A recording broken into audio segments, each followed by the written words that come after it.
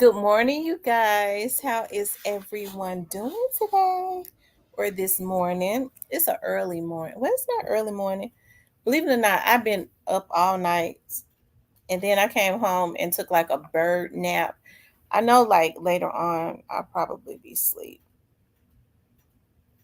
because I got to get back out tonight. How are you guys doing?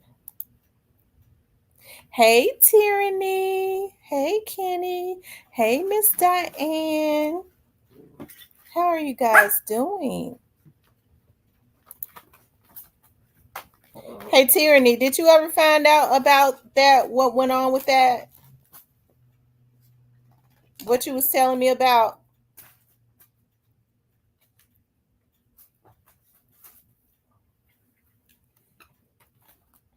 Hey ZK, Mr. Parker, Miss Diane Wright,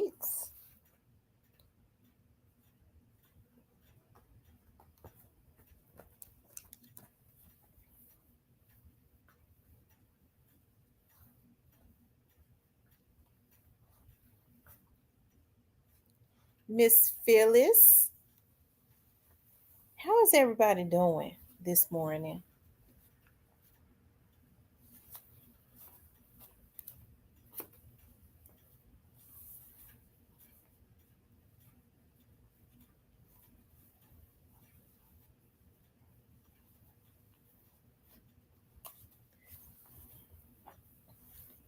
Yeah, I have a puppy. He is so baby fine and spoiled. He always want to be all over me. Let's see. You guys make sure you all hit the like button for me.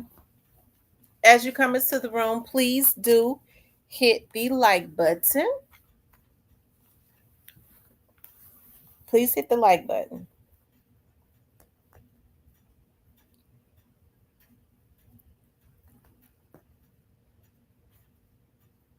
Miss D.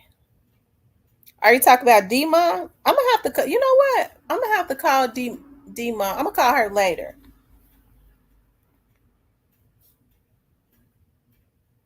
because we normally talk every day. I have not. I have not spoken to her in a couple days. Hey, the one and only. How are you guys doing this morning? You guys make sure y'all hit the like button. Mr. Parker with the shit already. We ain't even been in here but 3 minutes. He already with the shit. Ooh. He can't help himself. Ooh. Anyways, you guys, anyways, um, normally we wait like another minute to start letting people come in.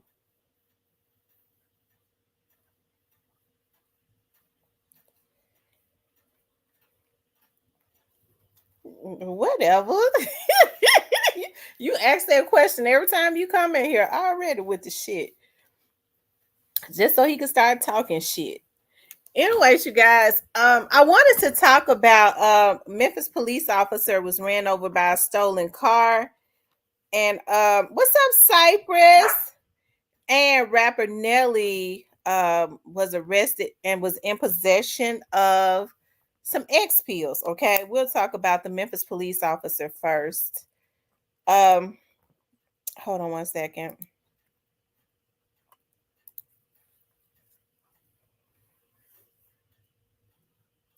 I wish there was some video of it.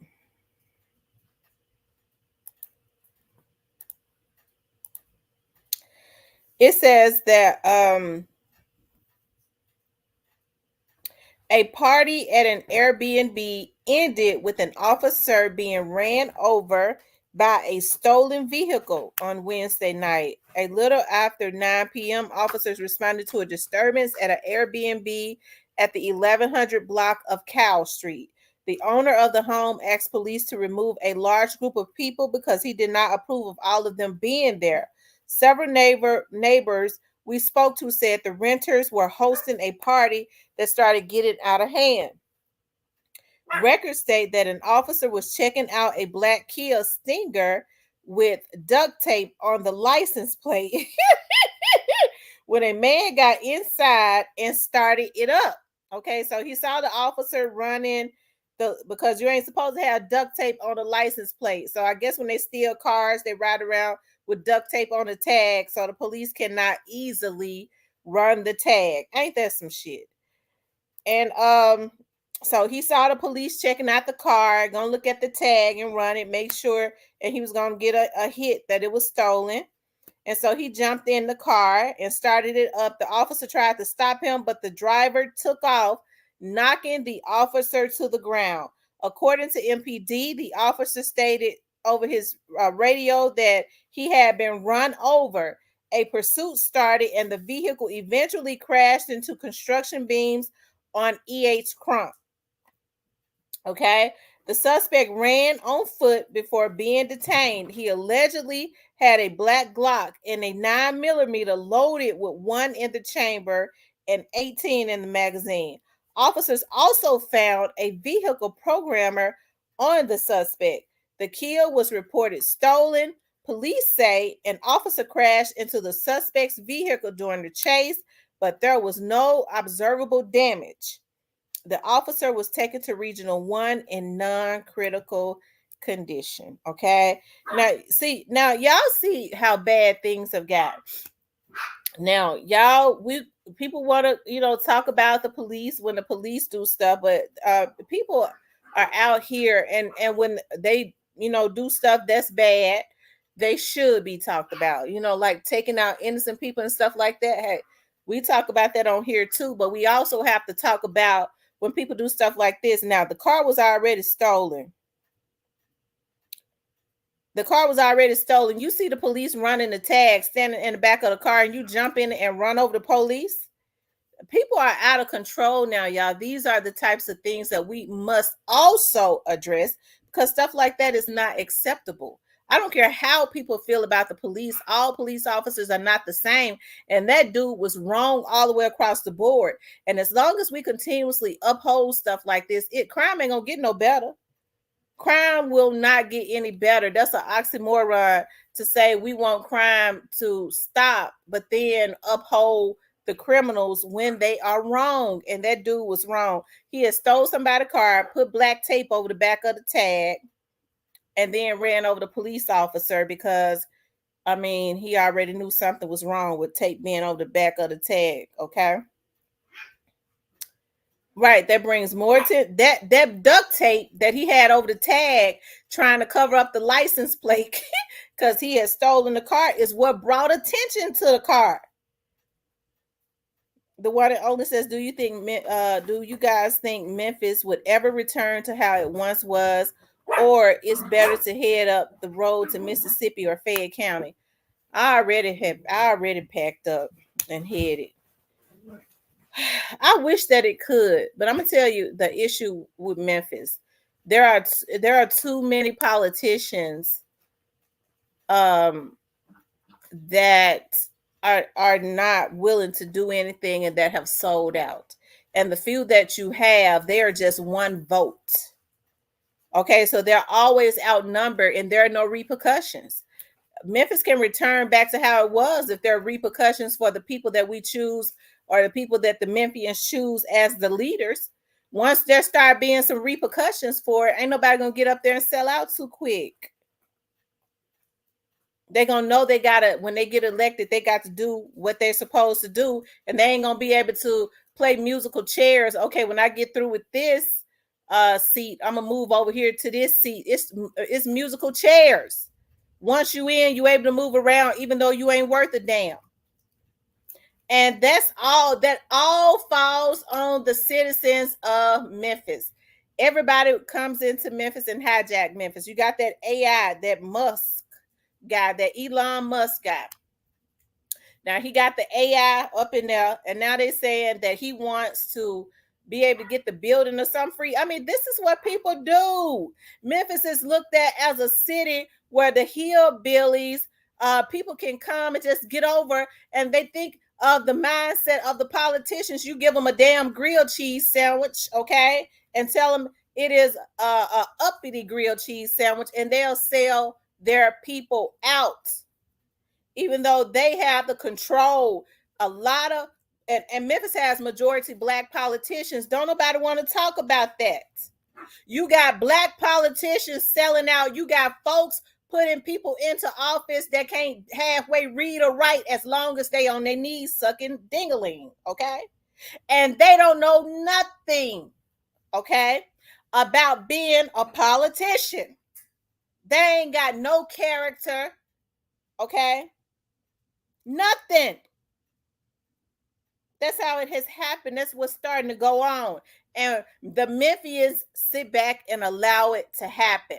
And then then they want to scream on every rooftop, these politicians do us bad. I've never seen a city that complains so much about what is not happening, and then when it's election time, won't get out and vote.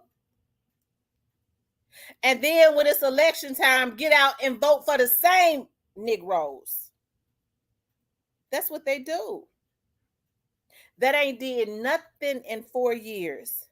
Okay? So I'm just under the impression that a lot of my fellow Memphians, even though I love my city and I love the people in the city, I believe that my fellow Memphians are committed to being in the damn struggle because they hold the power. They hold the power. I kind of look at Memphis like what they do in Africa. Everybody talk about Africa, supposed to be, you see the Africans and you see them and they're hungry and they're malnutritioned and they're sick and stuff all the time. This is how they want to keep the Africans. You know why? Because all of the gold, the diamonds, and the minerals is over in Africa. They don't ever want them to realize that they got everything they need. So they keep them sick, broke, busted, and disgusted. So if they keep them in the struggle, they stay too busy to realize what they have, right? I'm sorry to say, I kind of feel like, it's about time that we come out of that, especially when you live in a majority African-American city where African-Americans are sit up to the white man's just holding us back. Ain't no white man holding you back. We holding ourselves back by laziness and not getting out and vote. Well, I got a felony. Well, nigga, you need to get your ass down there and get that thing expunged. It's too easy to do it now. One thing about Steve Mulroy, I got to give him this. He loves the criminals, okay? Because he is a Soros prosecutor. He has made it extra easy. You ain't got to hire no attorney, nothing. You got your checklist. All you need is your ID and all of that, and fill out that paperwork, and you can go down there and get anything you got expunged as long as it's been 7 years, okay? So we're living in laziness. You need to get your damn life right and get right. Okay, go down there. I need to give me a gal so she could go do it for me. I can't stand no damn cis ass nigga. I'm gonna tell you that right now. They be looking for somebody's daughter to come up off of. I'm gonna tell you, I was talking to a ex-boyfriend of mine. And he was bragging about, and he probably on here, I don't give a damn, he needs to be, because he needs to hear this. I was talking to him a while ago, and he was sitting up talking about how he had changed his life. And I said, well, that's a blessing. And he was talking about how, he was doing this and that for his sons. And I know I wasn't there in the beginning, but I'm sure helping them now. I said, well, that's good. I said, I'm happy to hear that. You know how I was out in the street? I said, yeah, you was. So I told my son, because he's staying in and out of jail. They already tried to kill him, and he wanted to get into the music industry. I said, yeah. I said, so many of the young dudes do. I told him he needs to get him a female, because he get a female, he can move in her house while she at work. He could be driving her car, doing what he needs to do. I said, you cis ass motherfucker. Now I don't know when he turned like that, because he wasn't like that when I was with him. Because let me tell you something. I have a plethora of knowledge. I'll try to help anybody as far as giving them knowledge in the right direction. But he didn't do that when he was, I don't know when he turned sorry. Okay, so I guess that's probably the only reason why, he'll hit me up on Facebook from time to time to, just kind of chop it up, because he don't really try to get back with me, because he already know he turned sorry. He know how I am. I can't do nothing with no sorriness. But I think it's a darn shame that a lot of men, that's why I hold a lot of men in high esteem that understand what their position is. Okay, and that's provide and protect. Are you gonna give me some not man? She show help me. I'm gonna show use that. I'm talking about as far as knowledge. You supposed to take the knowledge and do something with it, process it and do something with it. Not look for somebody's damn good daughter to take care of your no good sorry ass. Instead of teaching his sons to be a damn man, he hurting them worse by trying to find somebody's damn daughter to be a vulture. Okay. That's the type of stuff I'm talking about right there. So Steve Mulroy has made it easy for the criminals to get their stuff expunged. Okay. To get their stuff expunged. So you get your stuff expunged. Right. And then you go get your voting rights back.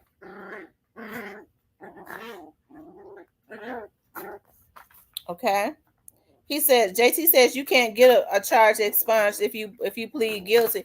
Well, then that's it right there, because everybody pleads guilty for lesser time. Okay. I was looking at that checklist. I don't know. I was looking at that checklist because that's something that I kind of want to offer, like with my organization, work with the but I had to pray about that. I said, well, God, I would love to help guys, to get their records and stuff expunged, but I don't know how I'm gonna feel when somebody come up in there that's a predator or a sex predator, because I ain't gonna help them. So I may as well not get into it. I'm gonna let them know you can't come up in here. I can't help you, nigga. Bye.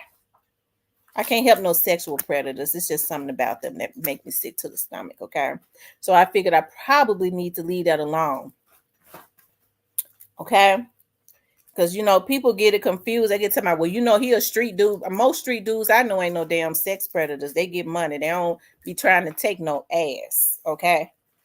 They understand that the ass comes with the money. That's why they be trying to get it. Okay. And they ain't got to take it. JT says they knew that's the catch-22. Right. That's the catch-22. Anyways, but do what is necessary to make sure you can get yourself out there and vote. Okay. What's up, St. Louis?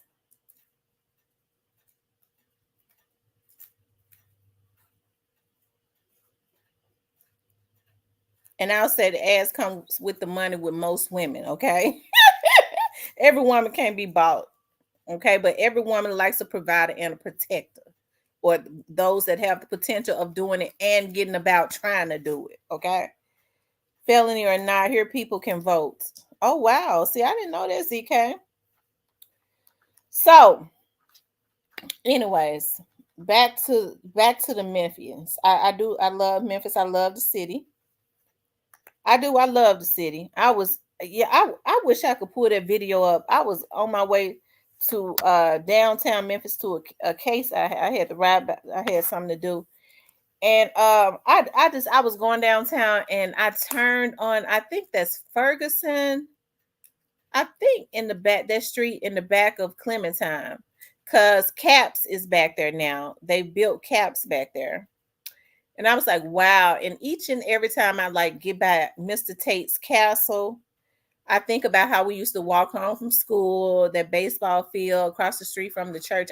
I promise y'all, tears always just start falling down my face, because I think about, dog, from kindergarten all the way up to the 5th grade. That's what we did going to school. We had so much fun. We talked all the way home, so we didn't even realize that the walk was long. Even when it was cold, we had to walk to school because most people in the projects did not have cars like that. If they did, they were old and raggedy. And if one had a car, all the kids just got into one car when it was really cold, and it didn't have no heat in it. I mean, just thinking about that, I went by my old elementary school, Norris, and all of that. We moved before I got to Corey and stuff like that. When I think about that, like the Alcy Park and just that timing was just so awesome. You know what I mean? We was poor, but we didn't really know we was poor. But we had a respect for our elders, and we had a respect for life. We fought. We fought because I have to catch myself now, and that's why I spend a lot of time by myself because I don't like for people to violate me. That's just how it was. You could ask anybody, ask Venice and them. I was the one that would fight. Okay, they would be the ones breaking up the fights. You knock this chip off my shoulder. Do not get in my space. And I tell people that now, do not get into my space in a aggressive manner because I have natural reflexes. I ain't get ready to make me lose nothing. Let nobody make me lose nothing. So I just stay away from crazy ass people. Cause bitch, I'm gonna hit you. Okay, it's just a natural reflex. You might, I don't know what you're gonna do. You in my face. And I ask you to step away from me. Don't do me like that. So I just don't be around confrontational people. And the way to do that is just not to deal with a lot of people. I like people who got something to lose, okay? Because they have boundaries of what they'll do. Okay? And those that's got something to lose that ain't mentally ill, because a lot of them stupid as hell. Because they be having mental illnesses and stuff, and they do crazy stuff. All right. That's the reasons why I cry so quick. When I get real mad, I be ready to swing. That's the reason why you will see me cry. I have to release it. Lord, just go. If the tears come on down, all of this aggression, I'll release it. Whew. I think I was telling y'all about that pastor. I forget he's from out of South Memphis. Got a real big church. I told y'all I walked in there. I was so excited because I thought he was ready to do business with me. And he scratched me in the middle of my hand. That hurt me so bad. I had already heard about this man being a womanizer. It is well documented that hey, that he is a womanizer. And the idea that I would walk in there innocently to get some business and he scratched me in the middle of my hand, I balled my fists up, and because I felt violated, and I had to sit on my fist. I sat on I put my fist up under my thigh, and I couldn't move my fist because that nigga I was gonna swing on that pastor for real. Okay, because you violate me. That was a violation. I was very hurt.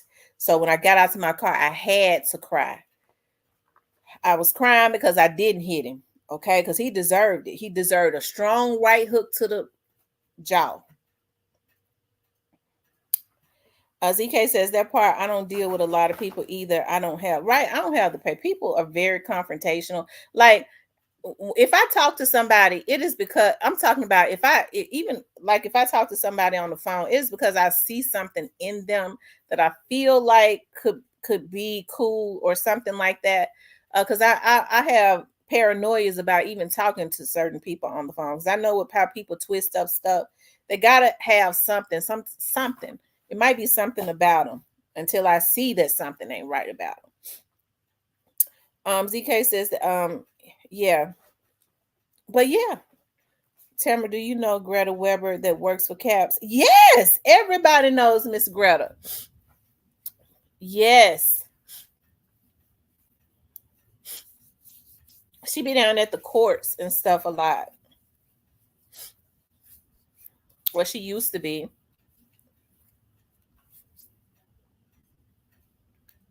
But that's what's going on in our city. Like we're just passively allowing. I think this would be a good time, okay? Because listen, I know people have Yeah, I should have slapped him. I thank the Lord though for constraints, for restraining me. He probably would have filed charges on me if I had hit him in the jaw like I wanted to. He probably would have filed charges on me. And then he would have been telling the other pastors don't do business with me because I jawed his ass. So I'm glad I no, it wasn't no no, it wasn't no Thaddeus Matthews. Lord have mercy. No, you know what? That is actually there's a video that I'm gonna release about a cold case of somebody in Memphis, a well-known media person in Memphis, and I interviewed his family. And I called Thaddeus Matthews. Believe it or not, I called Thaddeus, and I was like, Thaddeus, because Thaddeus knew him very well. And I reached out to him. I was like, would you come over to my studio and do an interview? Thaddeus, I mean, it's gonna be explosive because Thaddeus just put it all out there, right? So I had kind of been holding it because I wanted to get some more. It was some more things that I wanted to do. At the time, my friend Nick was kind of working on the case. Okay, it's a cold case now, and he's been promoted now in homicides, but to lieutenant. And so somebody else has it. And when I, you know, anyway, I ain't gonna even worry about it. I know what to do. I sure know what to do. But I'm gonna go ahead and release it. I'm gonna make it like a 30-minute situation, 30 to 45 minutes.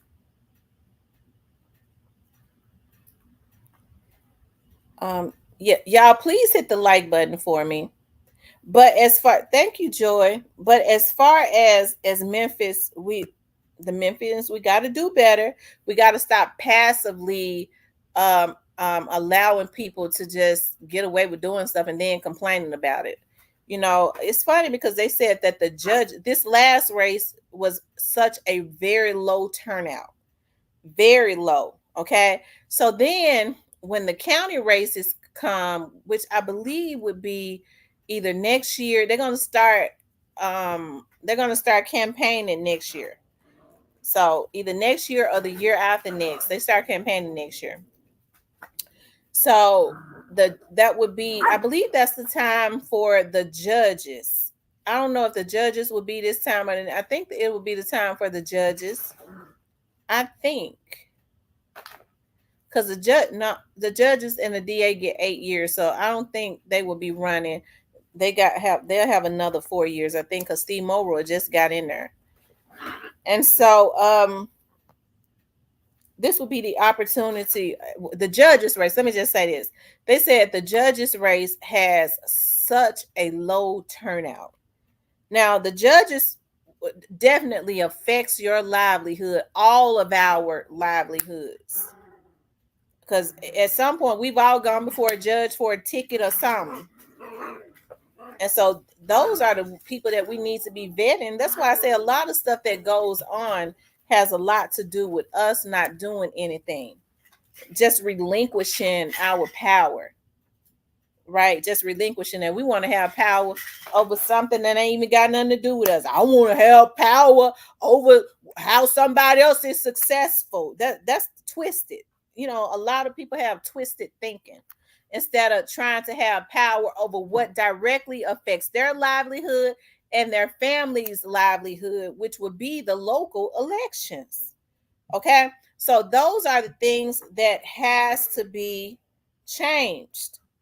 Those are the things that have to be changed, right? And so I think now would be a time that's why I want to see a lot of the men, especially those that have a heart to serve, because you have to have a heart to serve. And I be trying to encourage, those men that I feel like that have the potential to serve, that's got the patience and stuff to start doing things within the community. Because believe it or not, this is a good time with Paul Young being in office. Okay, Paul Young, I feel like it's more innovative, especially as it relates to change and getting young people, putting them in place to help other young people, especially when they have gone through the same things. This would be the right timing. So those guys that I feel like, have the ingredients of a leader, the potential to have people, to the patience to help those people, because it's a lot of people damaged, y'all. It really is. God up in heavens knows that it is. It's a lot of people that's damaged.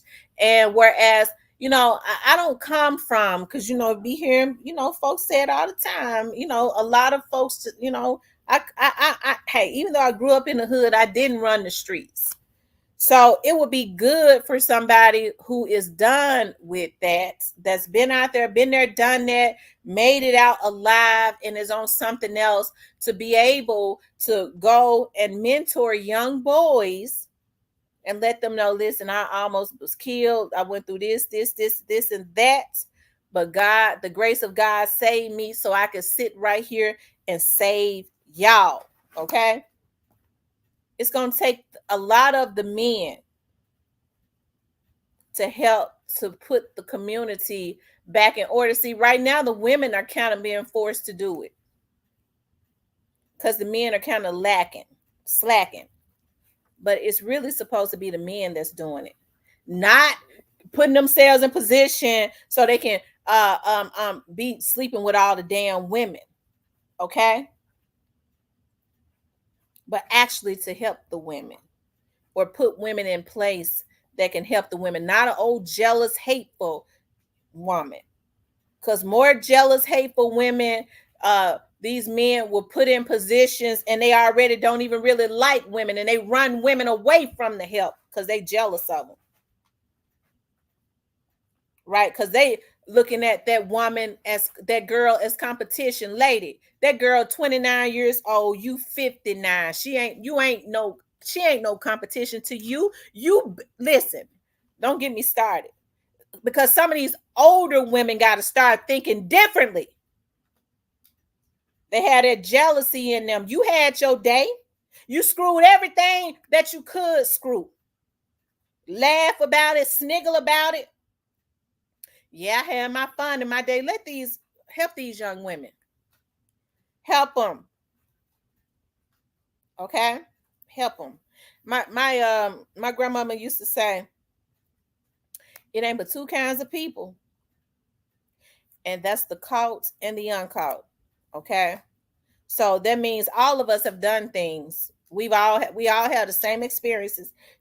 We've all done some things that we probably don't want nobody to know about. Okay? We didn't get caught up. That's why I always use that example of like my cousins. When me and my cousins and them, we were very tight. They was wilder than me because they didn't care about getting their ass tore out the frame. I did. I cared about my mother crying and stuff. So I would do stuff, and then I would go, okay, well, y'all walk me back to the bus stop at Elvis Presley. I gotta go home. If we caught the bus up there to South Memphis, we would go back, see our boyfriends, and they would go, because we'd be 16 years old. I ain't going home. I already snuck up here. I'm gonna spend the night. I'm getting my ass whooped tomorrow. They didn't care, right? And so when my cousins got pregnant, I was never judgmental. I loved their babies so much. And so my grandmama knew. She would look at me and say, I'm gonna tell y'all something. When my cousins, grandmamas and stuff, I don't know why they went and got pregnant.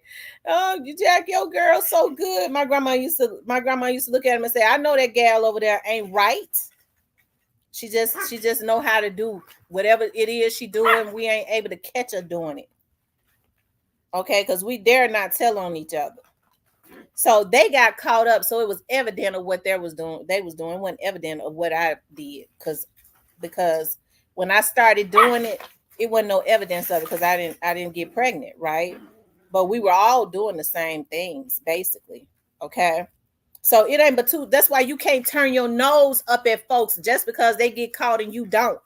We have to learn to start helping each other. I ain't never seen people, folks, it used to hurt my feelings all when people would say, well, she's stuck up. She thinks she's better than people. No, I don't think I'm better than people. It's just some vibrations that I just can't stoop to. If I say I've never smoked weed, I'm not saying that because I think I'm better than somebody. I'm saying it because I ain't never wanted to smoke weed or smoke crack. Okay. So somebody was saying, well, it ain't right for you to be talking about folks and calling them crackheads. Well, they need to be called a damn crackhead, because if you take your ass and get on crack when you in your 40s and 50s and 60s, you's a damn stupid crackhead, nigga, because you knew what crack was gonna do to you before you went and got on it. You already know what fentanyl gonna do before you take your old ass and decide to get on some fentanyl. So you need to be talked about because you know better. You saw what crack did back in the 80s. If you came in my era, if you're in your 40s and 50s and late 30s and stuff, you from my era, you saw what crack did. And you think it ain't gonna do it to you. You smoking fentanyl. You see these folks walking around here with their damn tongue hanging out their mouth, drooling and slobbing and stuff at the mouth, don't even know their damn name. And you think it ain't gonna do it to you? So some of these folks need to be talked about instead of pacified. And then say, look, listen, you knew what it was going to do, but hey, if you need some help, I'm here for you. Don't talk about them and not help them if they want some help for real. But see, everybody want to put a titty in something. But if he had broke it up with his wife had left him and took all his money. We want to always put a titty in somebody's mouth and say, well, listen, this, and that.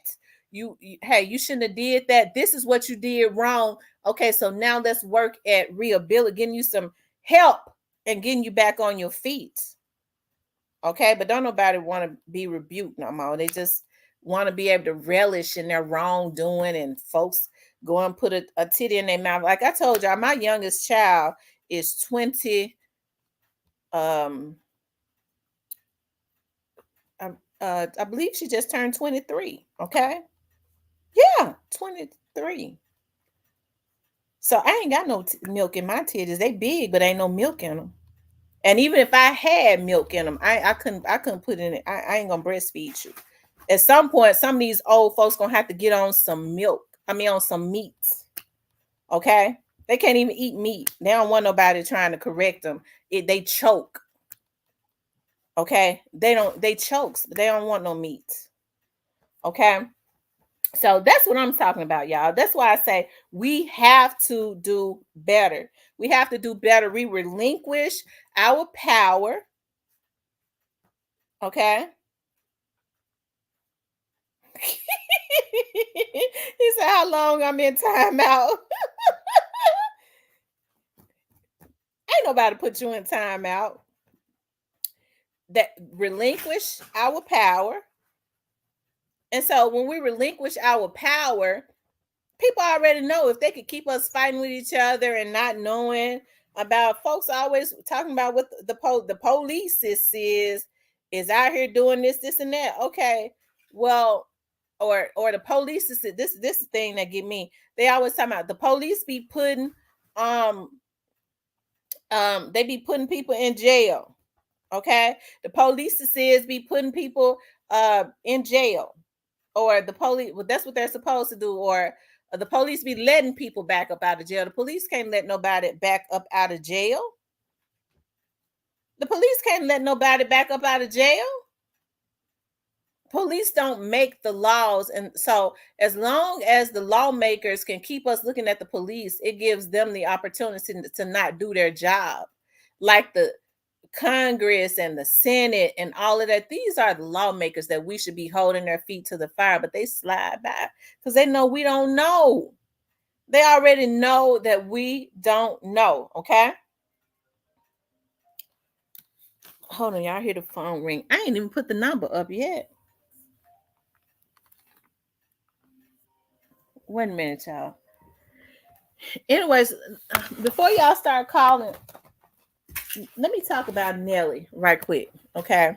Because people don't already start calling. Okay. People have already started calling. And hold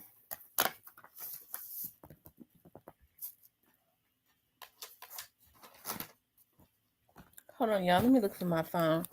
And I want to be able to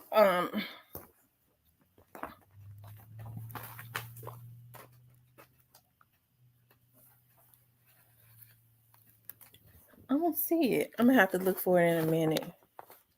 I heard it, but I don't see it. Y'all have too many phones. I want to talk about Nelly right quick, and then what I'm gonna do is I'm gonna open the phone lines up for people to start to call in. They're saying that Nelly was arrested. Okay, hold on for a second. Move, puppy. Move, move.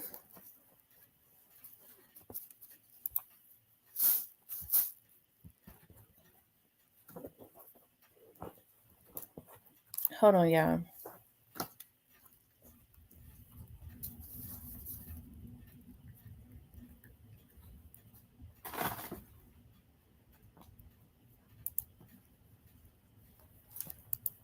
Hold on, y'all. Let me pull it up.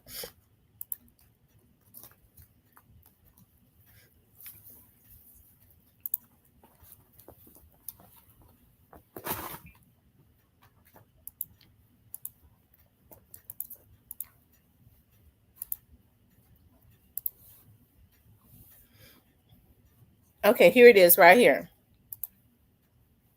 Tonight, St. Louis native Nelly's attorney is speaking out about the rapper who was arrested at Hollywood Casino. Fox News' Taylor Harris has more details after speaking with Nelly's attorney and police.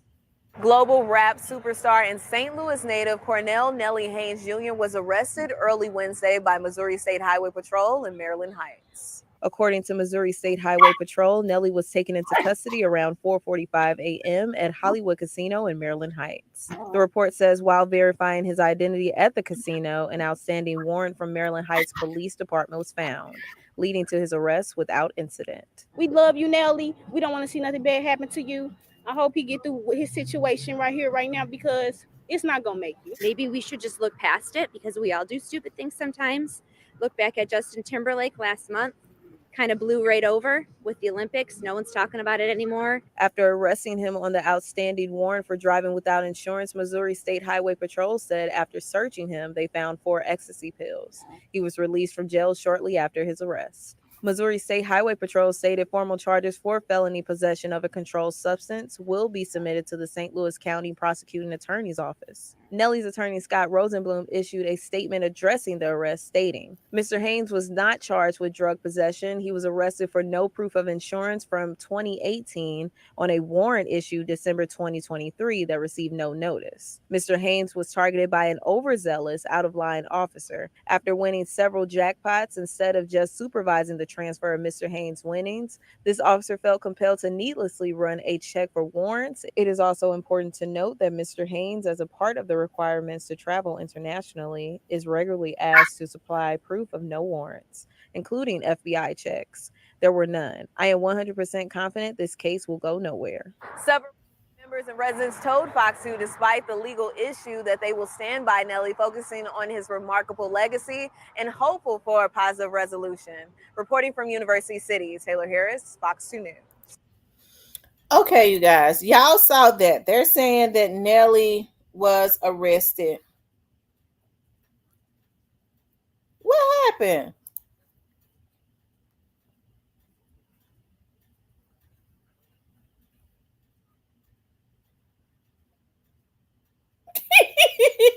Mr. Parker said ZK got a vendetta against him. What I miss?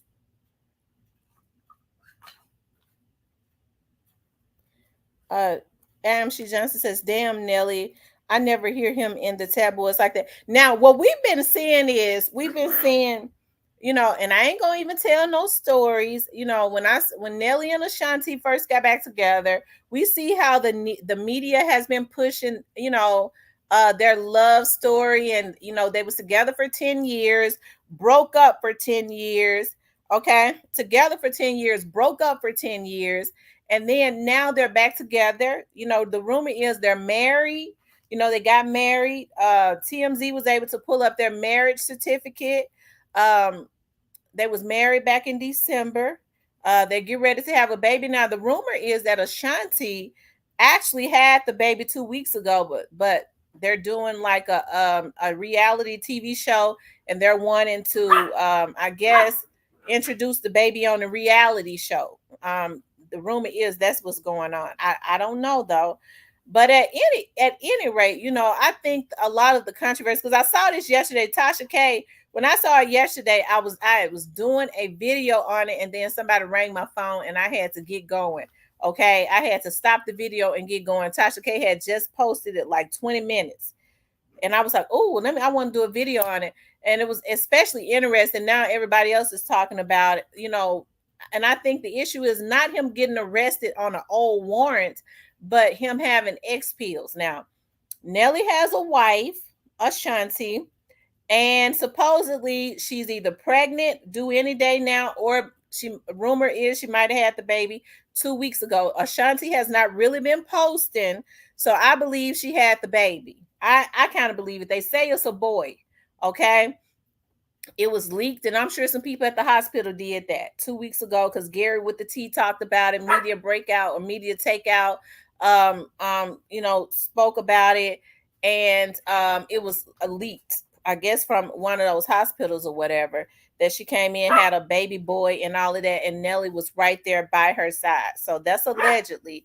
But either way, you know, if you have a wife that is due any day, or you have a wife that just had a baby 2 weeks ago, what is he using the X pills for? Okay, because now the X pills, we know the X pills are supposedly get you aroused and all of that. And you know, from my understanding, I don't know, because you know, I ain't no pill head. I don't take no pills or do no drugs, anything like that. Folks gonna say I think I'm better because I don't take no damn drugs. Okay.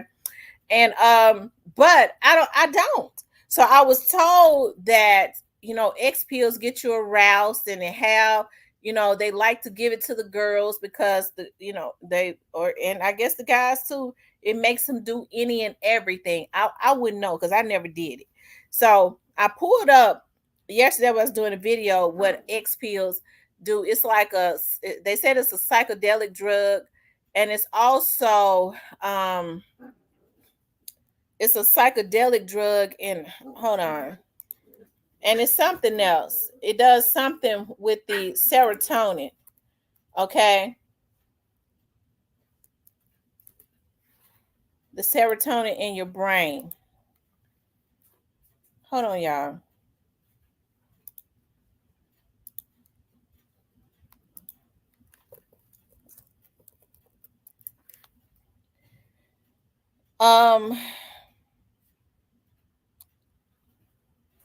Ooh, it's a stimulant. It is definitely an illegal drug. Okay.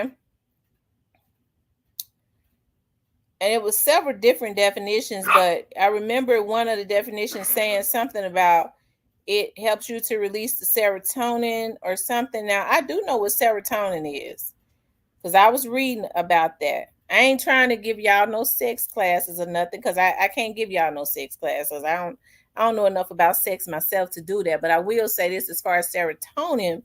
Serotonin is a chemical that is released in your blood after you have an orgasm. That's truly the definition of getting F to sleep. Okay. So when you truly have one, that's why a lot of women don't go to sleep after they. Okay, let me stop. A lot of men do, but a lot of women don't. Okay. But anyways, we get the idea of what I'm sure a lot of people know.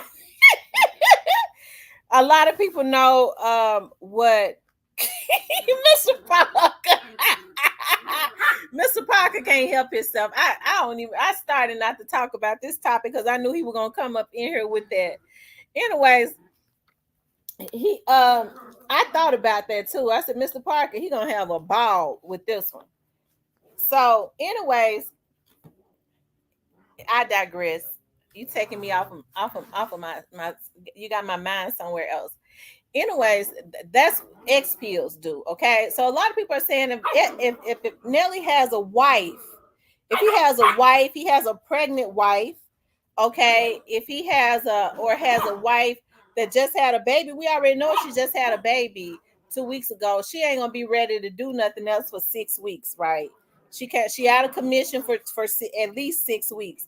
So what would be the reasoning? Be quiet, y'all. What would be the reasoning for the X pills?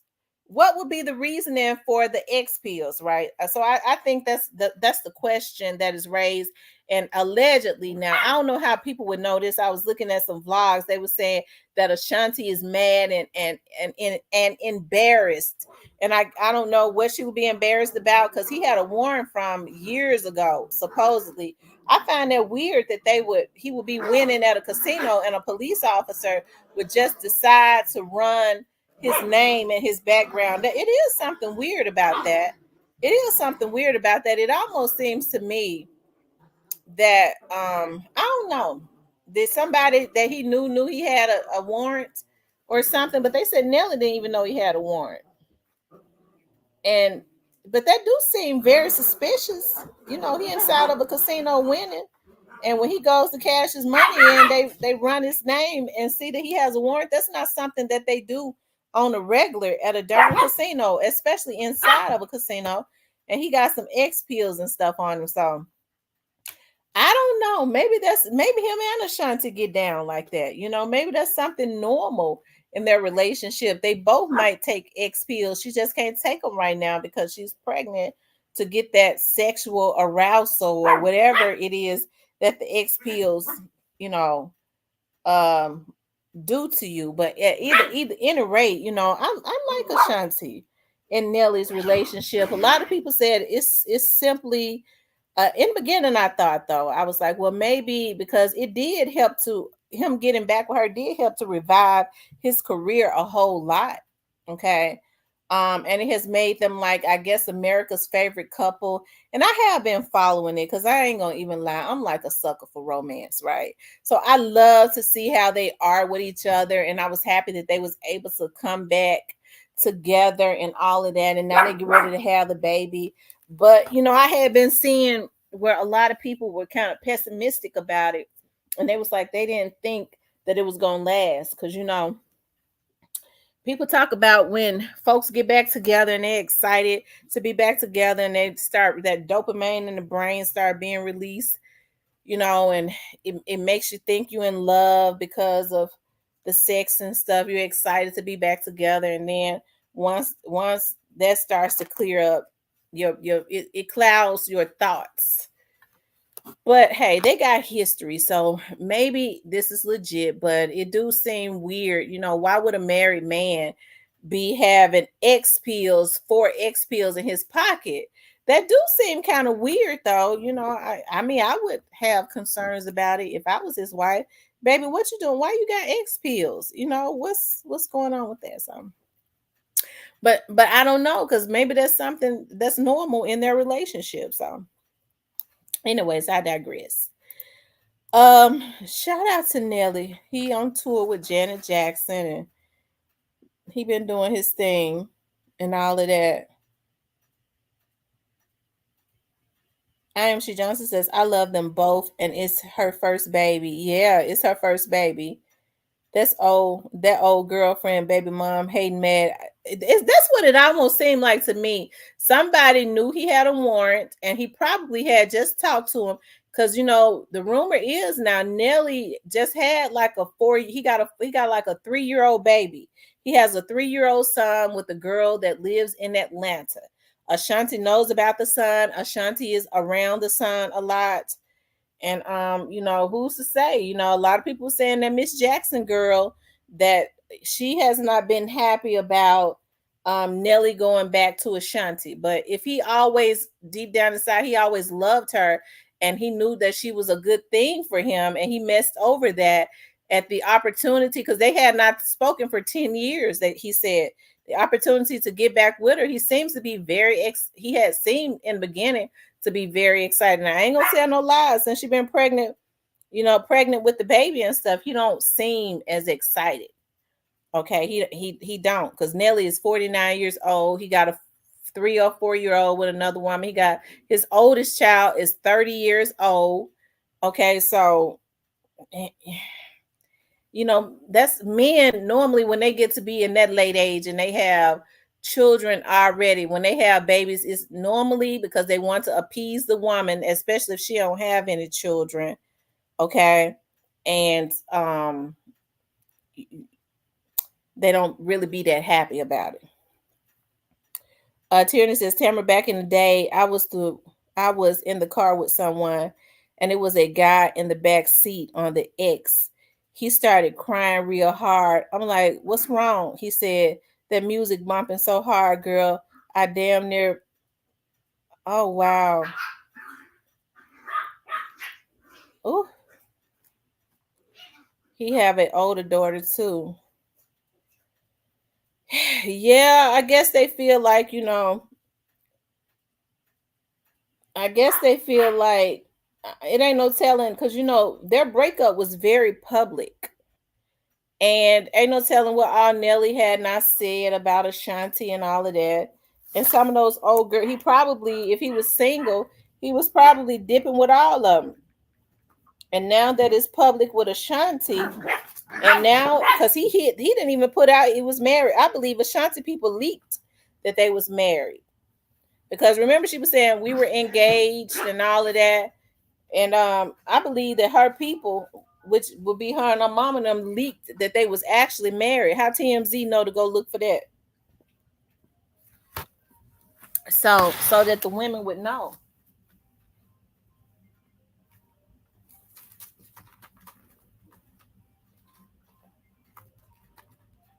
Hold on, y'all. Y'all hit the like button for me.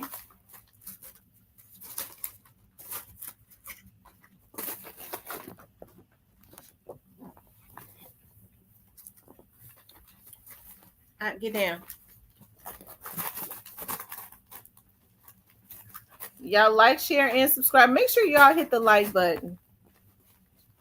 Make sure y'all hit the like button.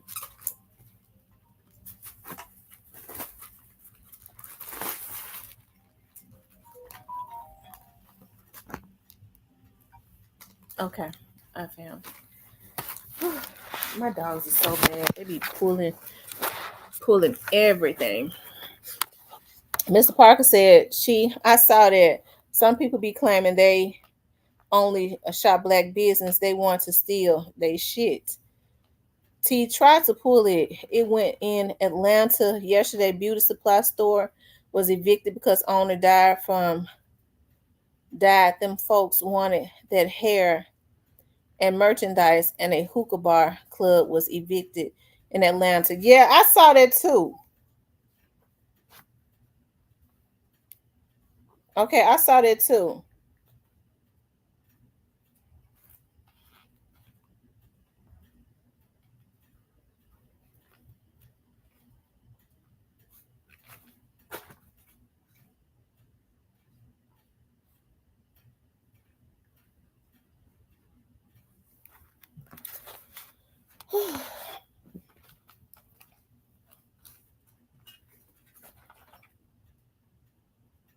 Hold on.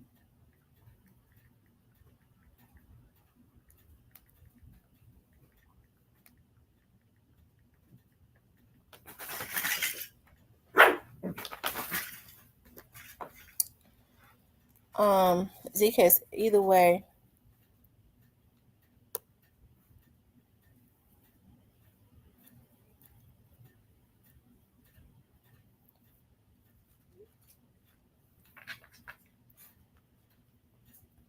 they took all hair to landfill. Them people was big mad. I saw that. I saw that. So they're saying the owner died and nobody was paying the rent.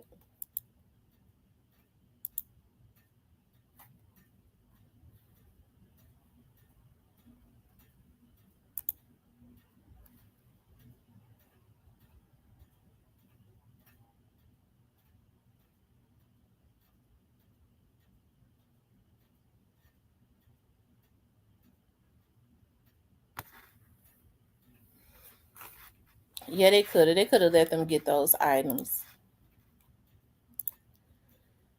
Okay, you all, make sure y'all hit the like button for me.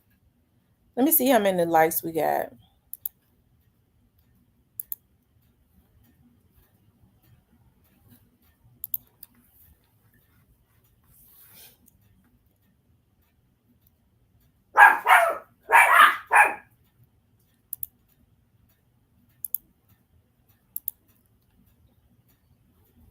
Let me see how many likes we got.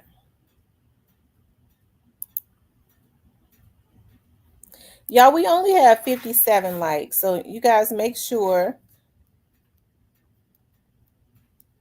that you all go and hit the like button for me, okay? I would appreciate that a lot.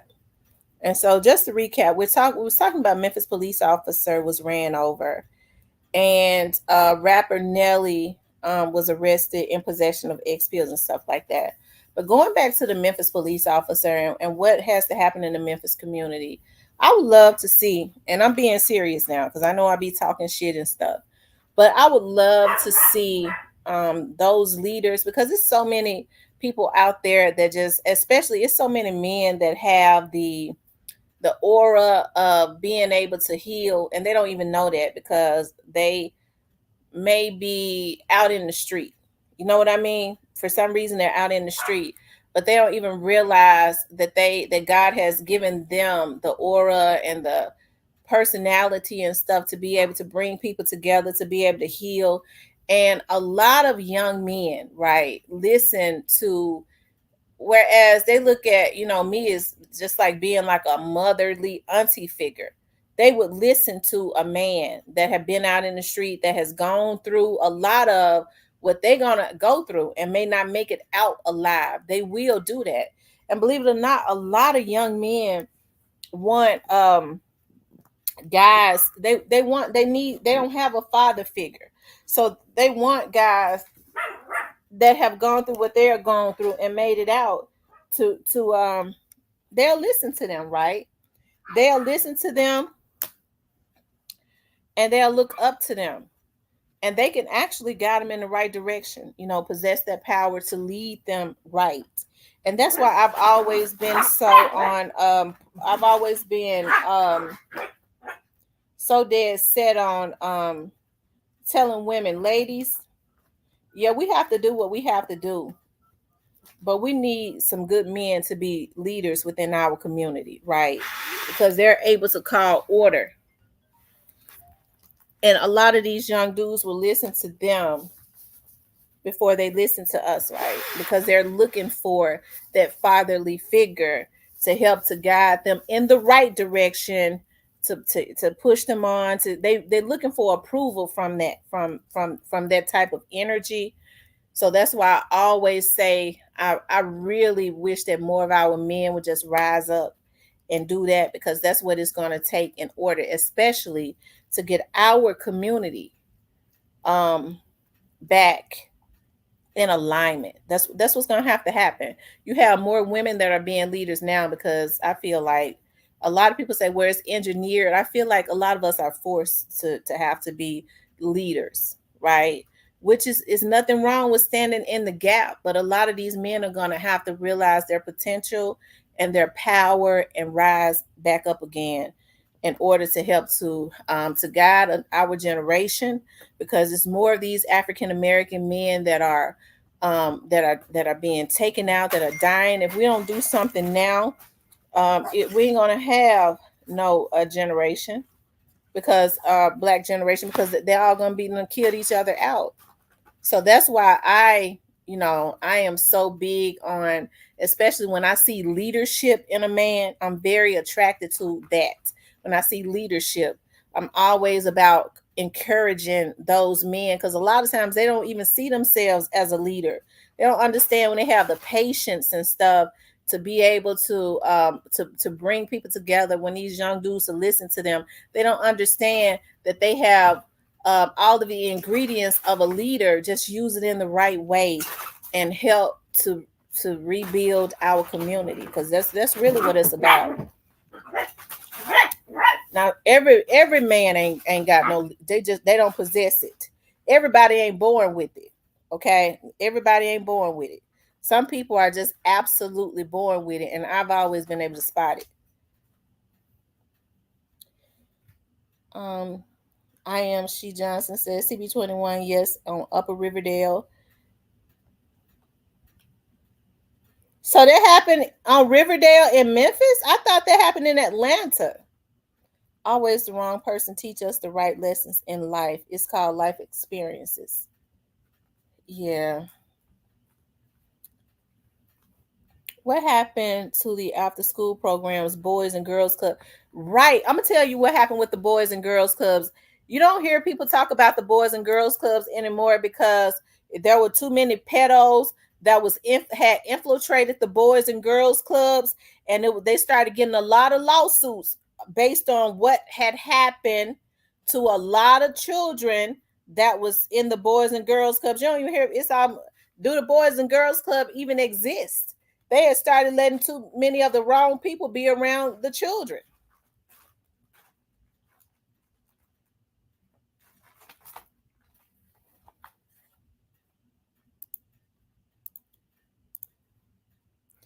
I would like to see like more I just want to see more men start working with the younger guys.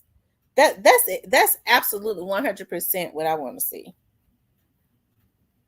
Get them a team of men that want to do right, because it's okay to have the women to help you to organize some stuff, but I think in order to help this younger generation, it's going to take a team of righteous men, right, that have had the same experiences, that made it out. They did wrong. These are the consequences of what I suffered, and now I'm here to help you all, because I don't want you all to have to go through what I went through or make the bad decisions that I made, right? And I think a lot of people don't know that I see it though, that Paul Young's administration caters to that.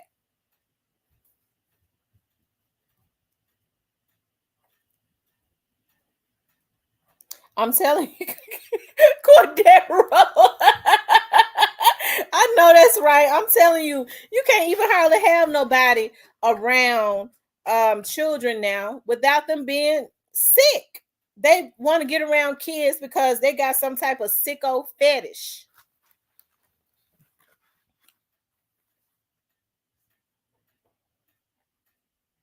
They got some type of sicko fetish. So what we got to do is we got to start getting out voting. So, like I said, Steve Mulroy has put it on his website. He is making it very easy for those. I think you can only have 2 felons expunged. It's a maximum of 2. So if you have more than 2, I mean, you ain't gonna be able to have but 2 expunged. But if all you got is 2 or 1, you in good shape. You can start to rebuild a lot of stuff, right? You can go get your voting rights back. You can go, once you get that expunged, it's very easy, and then you could start doing a whole lot of stuff. But I'm going to try to I want to encourage more men to start getting involved with programs to start helping our youth. That's what I would love to see. I see more women, and you have a few men that do it, but I would love to see more men do it, because the boys, they just hold more respect for guys that have gone through the same thing that they've gone through, and now they're doing something differently. I know that for a fact. If we united, it would be scary for others. That's why we are intentionally divided. That's so true. I'm with a group called Affirm. Is it Affirm? It's for Black fathers in Fraser. We help kids in Fraser. We're trying to get bigger. Oh, wow. Oh, wow. I would like to know what you all have going on, Cordero. Would you send me something on in my Facebook Messenger? Or I guess on my Instagram Messenger too. I don't be on Instagram like that, but if you send me something on my Facebook Messenger, I would love to see what you all have going on. I would love to.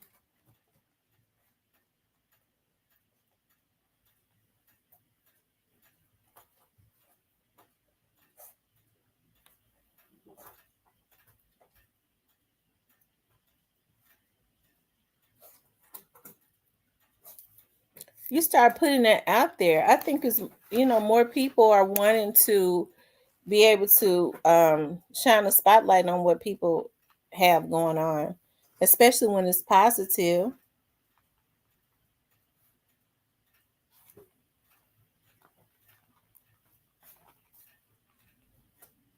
Yeah, especially when it's positive.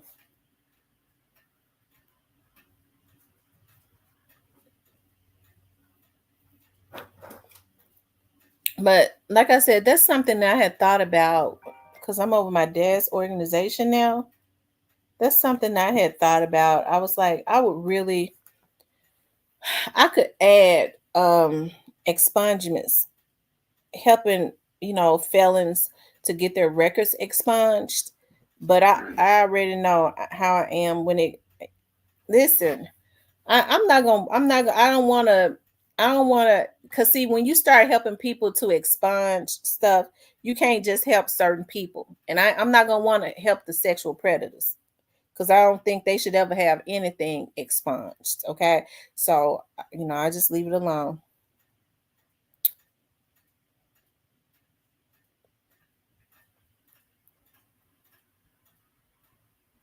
Most definitely, they help men get jobs. They give out money. It's really good for us. Wow. See, they should be shining spotlights on organizations like that, helping people to get their records right. That are not, you know, that are not consistently um, being offenders, I guess, so that they can get. Because there are some guys that everybody that goes to jail. I'm gonna tell y'all what I do know. Everybody that goes to jail is not dumb. You have so many street guys, they're so good with money and stuff. They're good with counting, they're good with money, they're good with ideas. And so I think oftentimes what they need to do is just redirect that into something legit.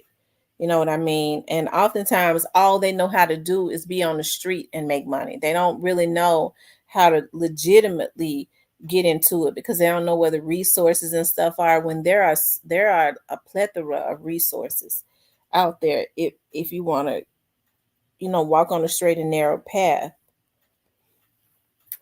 Legacy says a lot of felons need to ask their parole officer, what rights they have. We have a lot of rights. We can vote. I just got my gun license back. It took me 2 years, but I got it. Oh, wow. That's so true, Legacy 360. That's so true.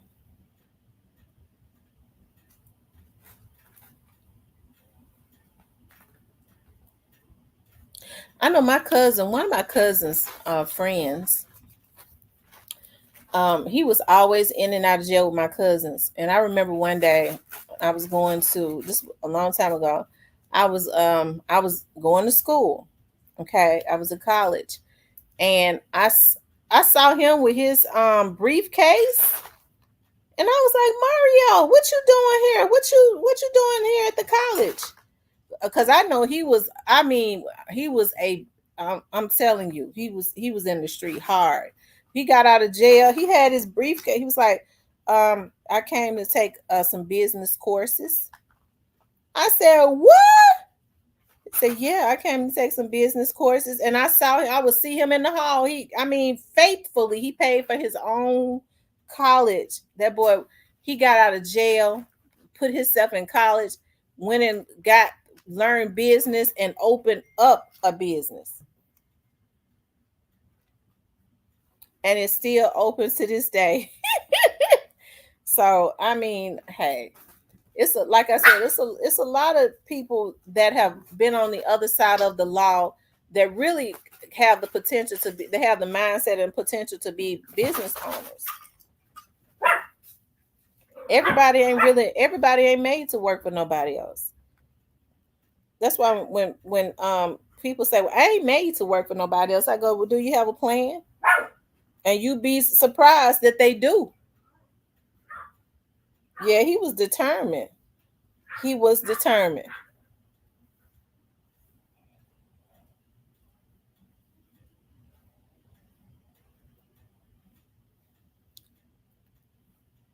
Yep, he was determined. It's so funny because some of my cousins and them, they still do business together to this day. And everybody look at him as the businessman because he knows the business. He went and learned it.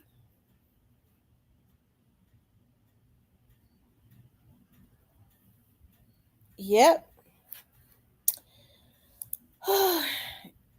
Anyways, I be loving to see our brothers because I understand the potential that black men have. You know, when they say, you know, other groups of people are so smart. No, I understand how intelligent that black men are. I do. I see it and it's different in everybody. You know, there are some people that are just ignorant as hell, but some people are just genuinely smart and they have a determination. You know what I mean? Just because a person has been out in the street or is out in the street, you can't just write them off.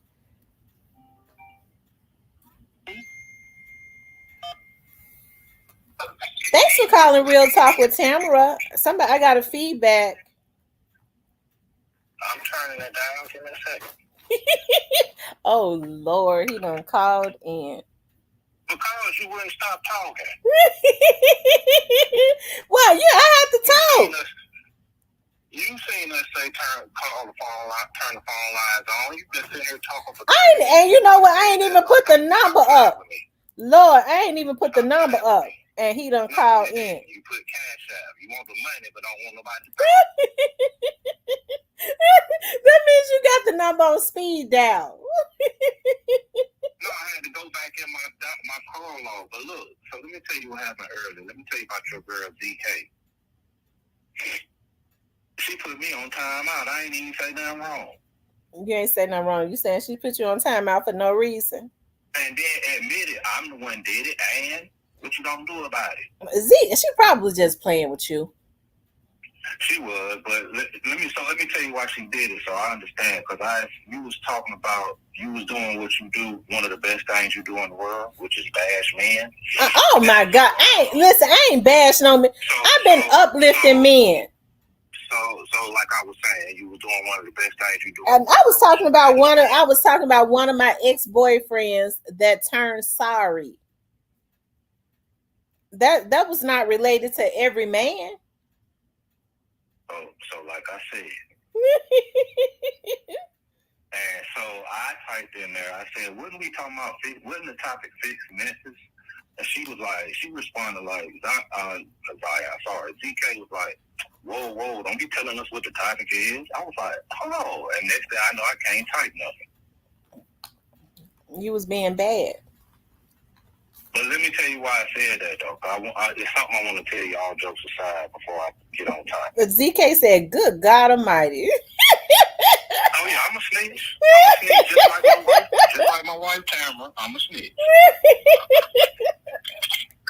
So, but look, I follow probably 3 dozen accounts on YouTube. You the only woman I follow. Right? I guess I should take that as an honor, right? Since you come and you can, because you come in here starting shit. You came in here with the shit earlier. I'm not gonna give you the compliment if you're gonna keep trying to talk over. Okay, I ain't gonna talk over. Go ahead. So yes, you fine and chocolatey and all that good shit, but I follow you and I truly listen to what you have to say because you have a very powerful voice, right? I hear what you're saying about men leading, and men should lead the community, absolutely. But historically, we have had many of our sisters that led. And in my opinion, you have such a powerful voice and a spirit and an aura about you that if you decide to go all in, you could lead your people, right? Whether it be on a community level or a nationwide level or a worldwide level, depending on how far you want to take it. But you have that type of spirit that you could do that. So sometimes when I see you getting off the rails, and I'm really interested in what you was trying to talk about before you went somewhere else, I might say something like that. And it's not me trying to be smart or tell you what to do. It's because I really value your thoughts. and I be wanting you to stay on topic. And sometimes you go in to the point I don't even think you know half the shit you be saying. I probably don't, because I don't even think about it after I say it. I know. I can tell when you not compartmentalizing what you're saying. You just going in, because you was just talking about you did this about an hour ago. I'm like, why did you come with a this? Oh, don't try to act like you didn't like it. Oh no, I loved it. I turned volume up, but I'm just saying, there's still a point of how I admire you and respect you. I really feel like you got a call.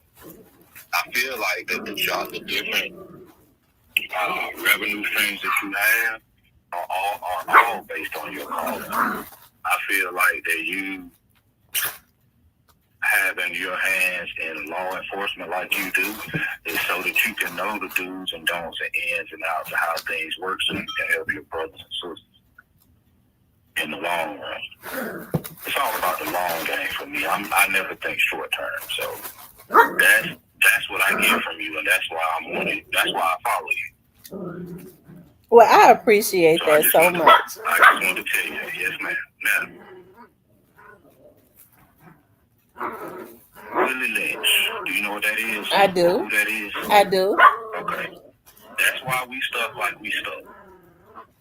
And as much as I hate the dude, you gotta admit he was a freaking genius, because it worked. And as we all know, you can pick up a bad habit in minutes, seconds even, but it may take you a lifetime to work that habit. And that's what we're looking at. We're looking at to where we were turned against each other at a time in our history where we should have been together. And it's taken us this long, and we still ain't broken. Mm-hmm. Only thing, because you asked this question last week, and I've been thinking about it every minute of every day. The only thing I can come up with is buying land, and it's going to take most, if not all, of our wealthy, our millionaires, multimillionaires, billionaires, buy land and build on it. We have to build communities within but without their community. That's the only way we're gonna even see if we can do this thing together. Because right now it's all talk. We've been talking about unity and unifying our community for 100 years. It ain't happened. And every time we turn around, they throw another monkey wrench in our system. That's true. I agree.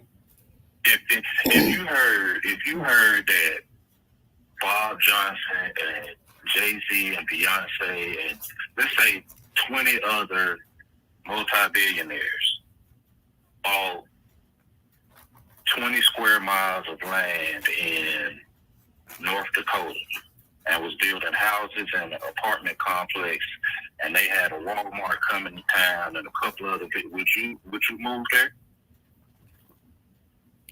I don't know. See? You don't know. What if everything was black owned? Would I move there and work? They were going to decide that they were going to redline white people, so only black people could move into these houses and apartments. Would you move there? I don't know about that. No. See? You see? That's what I'm saying. You can't expect us to fix our community if you don't even want to live around your people like that. But we have to be realistic about it, though. I mean, at this point, it's not just about what's the word I'm looking for. I mean, because I don't think you would even just want to live around somebody just because they look like you. I mean, because I don't.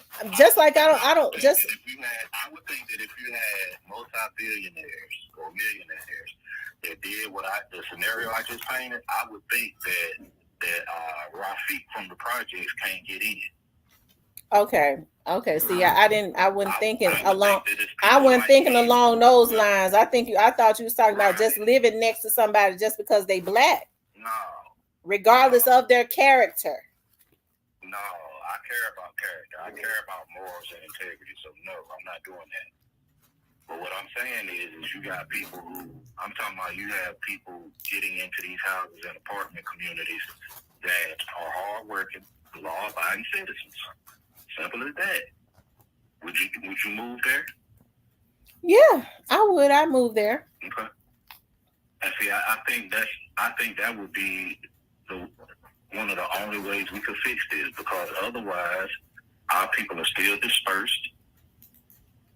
Our people are you still got people hungry, you still got people poor, you still got people disenfranchised. Okay, so let me ask you this. I'm gonna ask you this. So we put politicians in place, and just like Memphis has majority African American politicians, what is not happening? The reasons that these politicians feel comfortable with not doing anything. What you think going on?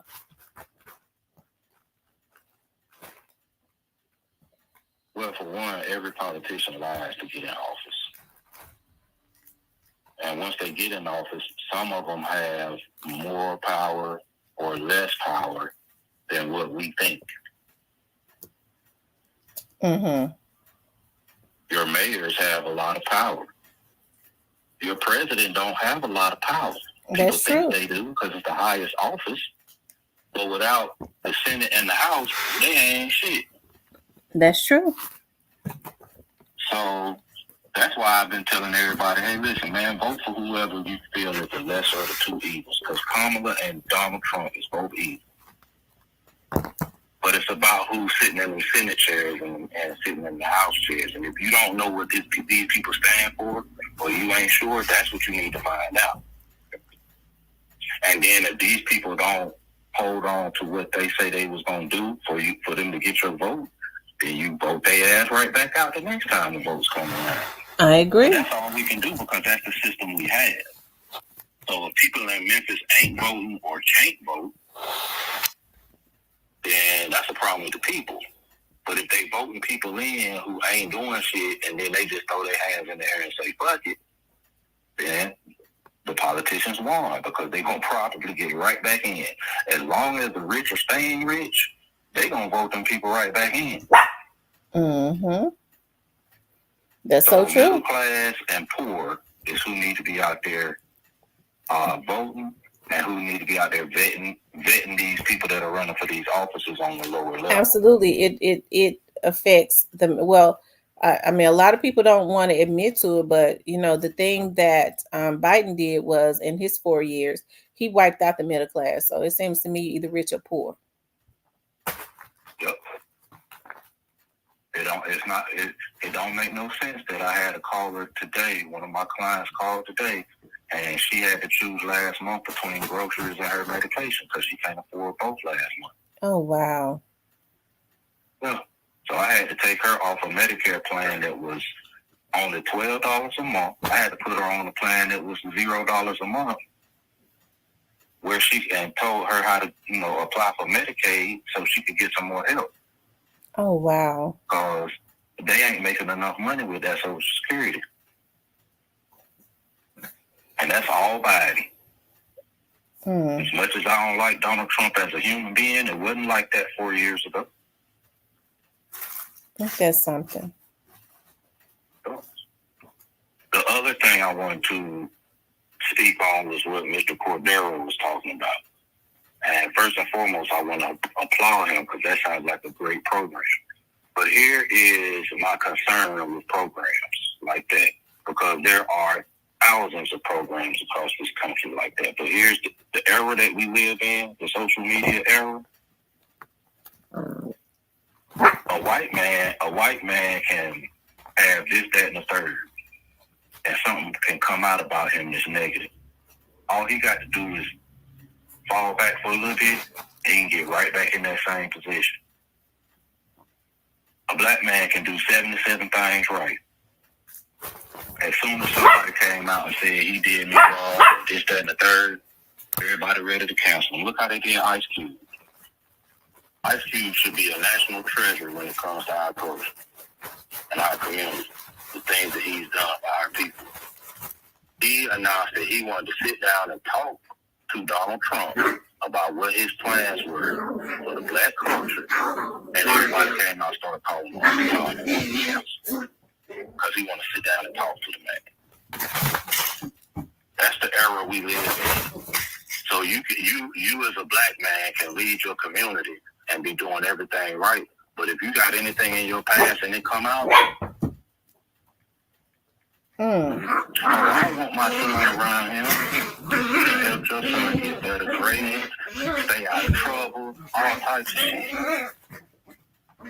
But because, and it's all hypothetical, but because some woman came on Twitter and said, he got me pregnant and made me get an abortion, now he's a bad guy. Wow. Like, ain't nobody got no past. I don't believe in throwing rocks from no glass house. I ain't perfect, so I don't judge people. But I try to be an open book because I got things that I do that I'm trying to do for my young gentlemen. That if something come out about me, I can say, everybody know that. That ain't no secret. Now what you got? You ain't gonna be able to cancel me. Mm-hmm. I know how to play this game, but a lot of us don't know how to play the game. So we'll put on a suit and tie and call ourselves a leader, but we got a drug conviction in our past, a misdemeanor possession in our past, and then 2-3 years later, after we done built something, it comes out, and now we got to resign. Your sponsors ain't gonna stick by you. They want you to be squeaky clean, especially if you black. Mm-hmm. That's true. So it's a long and arduous road for us as black men out here. We got to keep up with the fight, but we got to know how to play this game, man. Because if not, every time we get up that ladder a little bit too high, they're going to do their best to knock us down.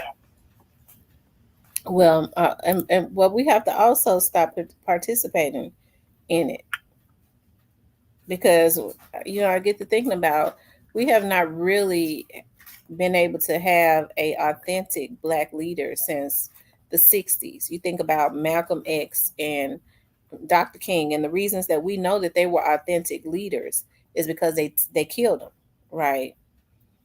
Every time somebody we have people now that don't even really feel safe enough to start rising up. They get to thinking about, I don't want to be taken away from my family. But we got to start participating in. So what they do now is, somebody start to rise up and tell the truth, they start to assassinate their character. Okay, that's what they first start with. And if they can't stop them on that level, in which it works every time because they own the medias, they're able to get us to participate in the assassination of somebody's character that has the potential to truly lead the black community, right? But we got to stop participating in the assassinations of our own community. We got to start there first. We got to start there first before we start even looking at anything on the outside, because we're not doing ourselves any justice.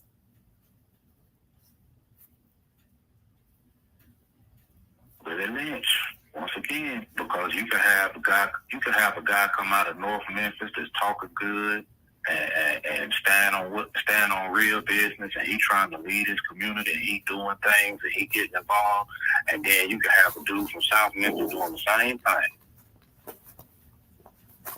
And they might not say nothing bad about the other at all. But guess what you're gonna have? Some South Memphians that's like, nah, I'm rocking with him because he from down here. I don't fuck with North Memphis. You gonna have some North Memphis people gonna say the same thing. So guess what? It's still divided. And then people start to instigate that. Yep, exactly. And as soon as the leader from North Memphis say something that the leader from South Memphis disagree with, now it's an all-out, air quotes, war. Mm-hmm.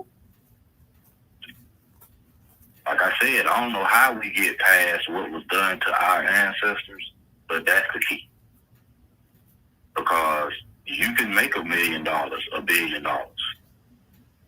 If they want to, they're going to tell you that you're still a nigga. They're going to show you better than they can tell you. It's just that simple. I agree. I don't know. I don't know what the solution is. I know how it started, and I know that that's still a problem today. That's all I got. I don't know how we fix it though. But how we don't fix it is by putting quality, handsome, suave, debonair brothers in time out for 5 minutes in the chat. That ain't gonna fix it. Oh Lord, Mr. Parker, you don't know how to let stuff go. I don't. I was raised by a woman. I know it. I could tell. You just you gotta always get that last word in.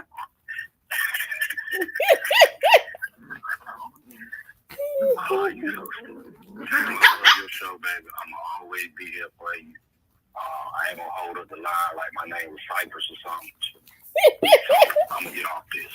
All right, honey. Thank you for calling in. Yes, ma'am. All right, bye-bye. Shout out to Mr. Parker. He dropped some gems right there, and that's so true.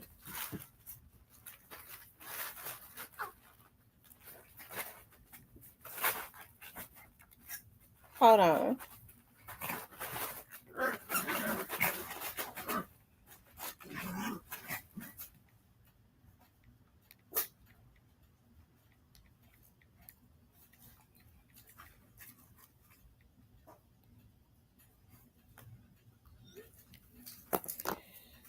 Anyways, you guys.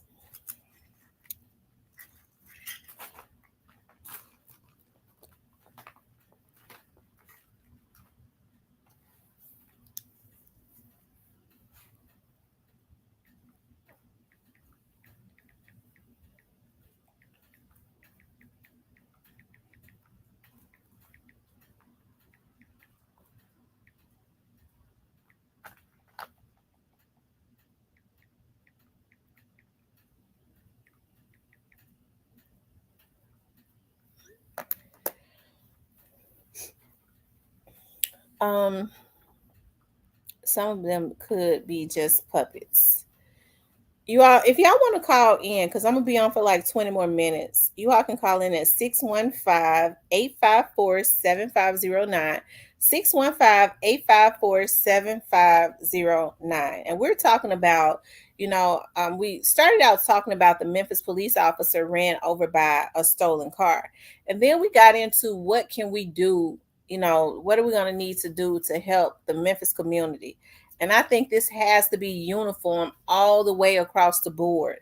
I would love to see more men stepping up to be leaders, because there are a lot of men that have that potential. Some people born with it. They just naturally got it. Some people don't. Some people are. See, I think the issue is, my dad used to always say this. He said, my dad used to always say, the issue is you have so many egos. You don't have nobody that wants to be in the background and just be supportive of the person that is in the front. I mean, if these guys got together and started helping our youth and be genuine about it, I believe, and people started to support them more, right?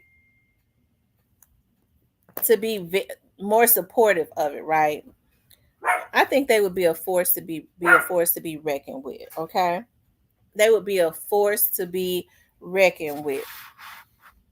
That's what it's going to take to get our community aligned. I mean, I know a lot of people say, well, you have that antiquated way of thinking, and the antiquated way of thinking is like, we're in a new age now, because I still feel like the man is the head. That's what I grew up around, and the man is the head, the woman is the neck.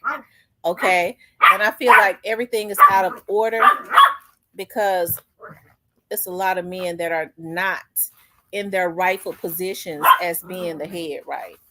They're not in their rightful positions as being the head, because like I said, I do know more boys listen to men, right?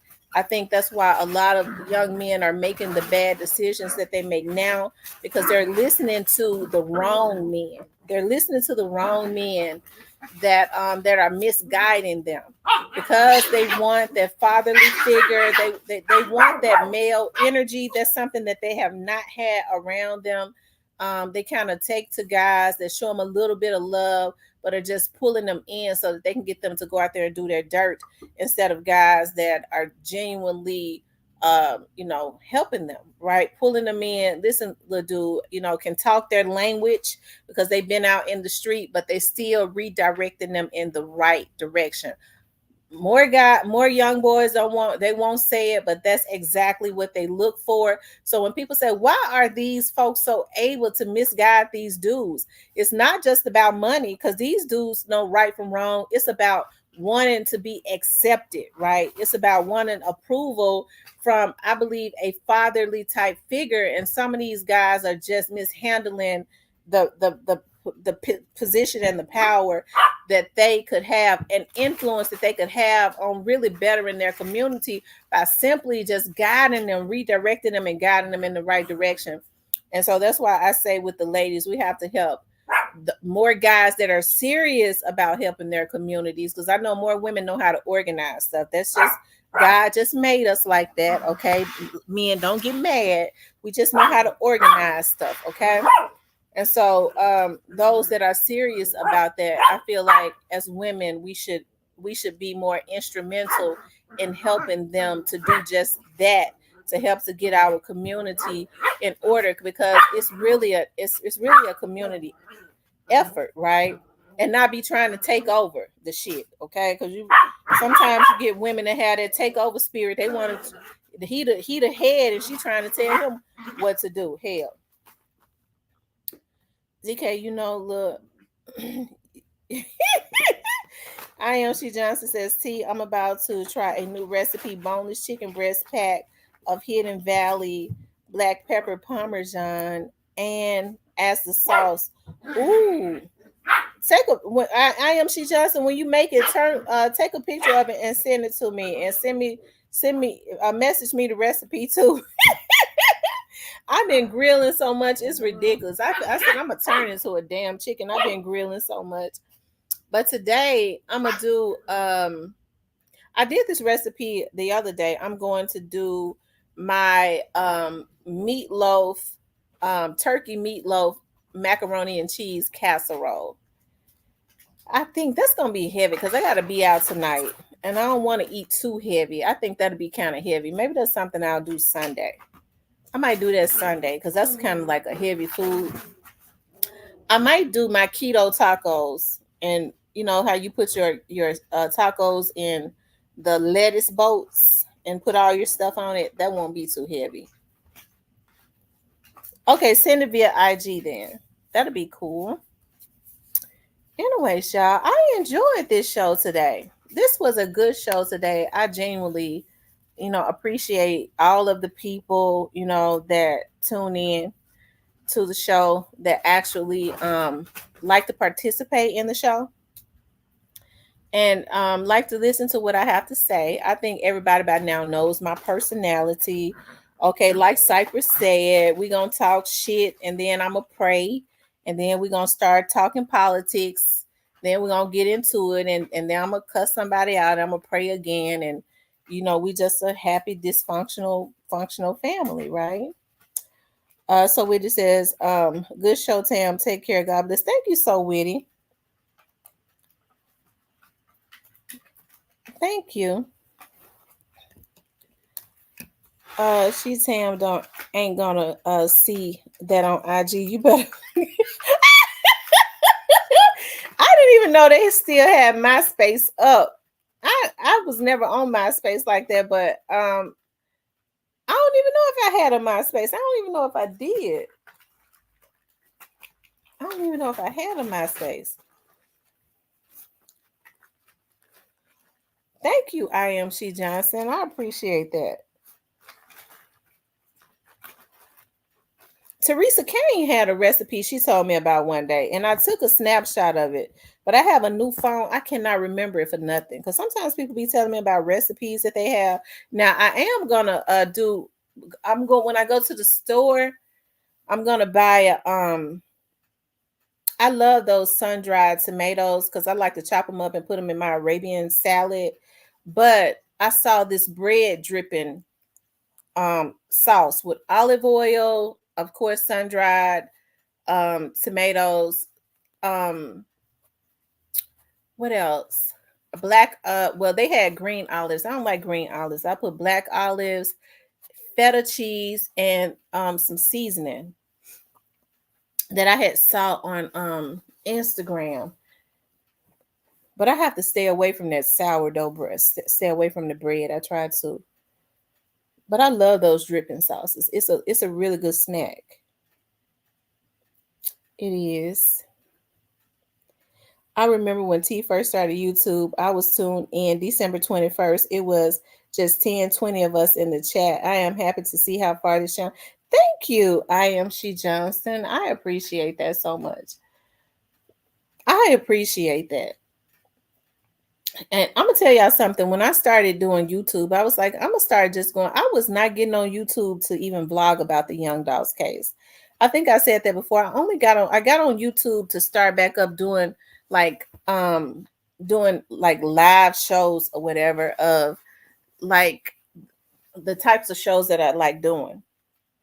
And so but that was around the time like Young Dolph was assassinated, and so everybody was talking about it, and I was like, no, that's not the direction. That's not.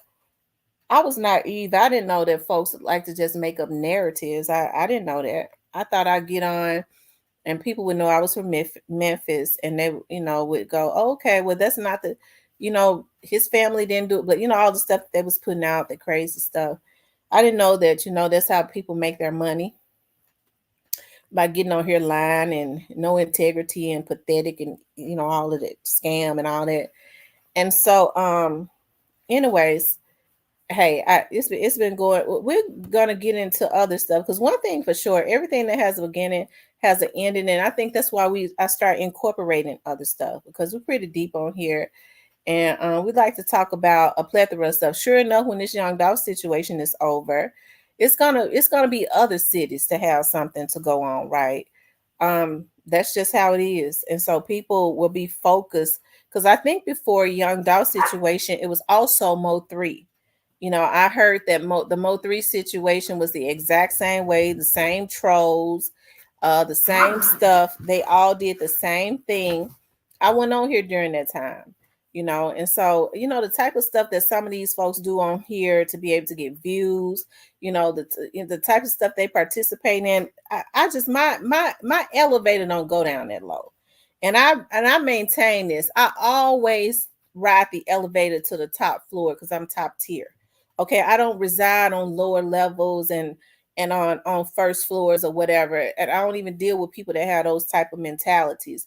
I don't judge people by what they have. If I see a person has the potential or need or trying to do well, hey, I hold a lot of respect for people like that. I really do. I hold a lot of respect for people like that when they have the tenacity to want to do something different. You know what I mean? When they see, look, I've been there, done that, that ain't working for me. I don't want that in my life. I'm trying to do something better. Hey, I think instead of being judgmental, we should try our best to help people like that, even if it's just encouraging words and stuff like that. But people that just like to reside on the lower levels and on the first floor, I don't really, because that's where they dwell at. I don't dwell in those places. My energy just will not go down that low. I have to keep my energy on a certain status, on a certain level, because I want millionaire status. And when you want millionaire status and you got the work ethic like I have, you have the drive like so many people have, you ain't got time to be dwelling on lower levels and first floors. You can't get nowhere with that. I'm telling you, building sand houses by trying to come up off of somebody else's back and feeling like you cutting them down and stuff like that. Hey, It ain't nothing wrong with getting a hand up. Everybody has to have a hand up, going to, can you help me? Can you show me this and that? That's all good.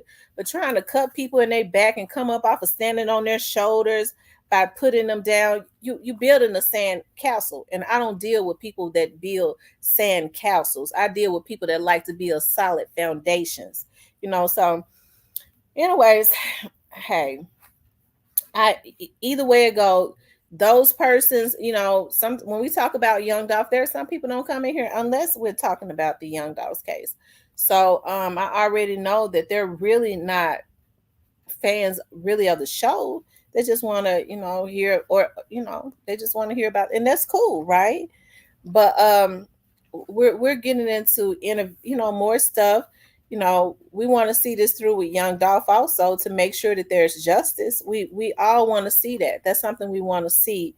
But we also want to talk about what can we do to make our community better, because this is affecting, what is going on in our community is affecting us all across the globe, right? And we cannot afford to have platforms and just spew junk out there and not put legitimate stuff out there, and not just talk about the problems, but also have some type of answer, right? So when we start talking about our community and why we're still in a position that we're in, yeah, we could talk about, our ancestors. We understand a lot of stuff is engineered, but we also have to be forced to deal with how a lot of us are not wanting to help people, not wanting for people to, if I help them, they're gonna go further than me.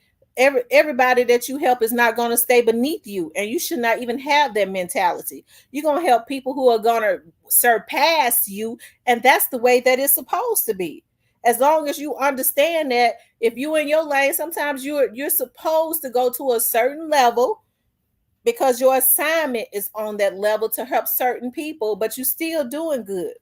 Leave other people alone. If they surpass you, you should be proud to say, wow, I sure helped that person, and look at how they dwelling now. Rather they remember you or not. Good energy, good karma has a way of coming back to you if you do it right without expecting anything. And I think that is the issue. People are so selfish. They don't want to help nobody. They don't want to tell nobody nothing. They have this, I struggle, so this person should have to struggle. No, I go through it, so you don't have to go through it. So if I went through it, why should I want you to have to go through the hell that I went through so I can look at you go through it? Now, I want you to appreciate the struggle, but I'm going to give you some knowledge on this so you could take a detour on another road. Just go be great. Just go be great and help somebody else. That's the way our community keeps moving up. But a lot of people don't get that. A lot of people don't get that. It don't hurt. If you got some information that could help somebody, it could truly help them. Help them people. Help them, because they might remember you. I always think about, when and I know a lot of people have gotten so deep, they don't really believe in God and stuff like that. But when I think about, when I say that when you help somebody and they surpass you and they get to a certain level, a certain plateau, they might remember you. I get emotional because I get to thinking about when the man was on the cross. He told Jesus, remember me. But we don't even we don't think about the future. Like Mr. Parker said, longevity of, hey, I'm helping this person. This person might end up being in a position to help somebody, one of my loved ones. They remember your loved ones, get into the future. Your loved one might have to go before them. And they'll remember what you did for them and open a door for somebody that you love. But everybody too busy trying to pull people back down in the bucket. And I ain't in no damn barrel. Okay? I don't get down with crabs. Okay? I don't get down with crabs. I ain't in no barrels. Okay? I'm not. I refuse to reside in those types of atmospheres. I wants to be around the money. Okay? The environment and the energy is different. Okay, even if I ain't got that type of money, I know how to cross my legs, okay, and listen. Okay? I know how to cross my legs and listen and act like I've been in those environments before, so I can suck up some knowledge and learn some shit so that I can apply it. not go in trying to figure out how I can get up under somebody to be able to tear them down. That's what's going on in our community. I ain't never in my life, I hear people say all the time, I keep my enemies close. I don't keep my damn enemies close. I don't want them around me, period. I don't want no enemy around me. If you keep them close, they're able to know something about you. I don't want them knowing nothing about me. You go on with your life. Leave me alone. Kiss my ass. Okay? Kiss my ass. You ain't going to be close enough to me to know nothing because you ain't going to even come in my presence. So you go on. I don't need you around me because I don't fake with folks. Okay? So that's why if I like people, if I genuinely like people, I don't be trying to get up under them to try to get no dirt on them. I don't have time for stuff like that. I like to make money. So when I like people, it ain't no motives to it. I genuinely like them and I treat them right. That's why when they mess over me, it ain't no way in hell. It'll take an act of God for them to ever get back in. Because I do people right. I do them right. So I think what we have to do is that's my mindset. That is my mindset. I was saying one day, I was like, dog, people are just so committed to misunderstanding me. But then I've gotten to a point, I'm like, I don't give a F. They want to misunderstand me because they came in looking for a reason to dislike me anyway. Fuck them people.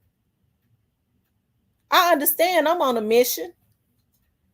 Okay, if you go in looking, you old as dirt, and you go in looking for a reason to dislike somebody, you mentally disturbed anyways. You ain't even got time to be trying to study nobody to try to figure out what not to like about them. That means you got a damn mental illness.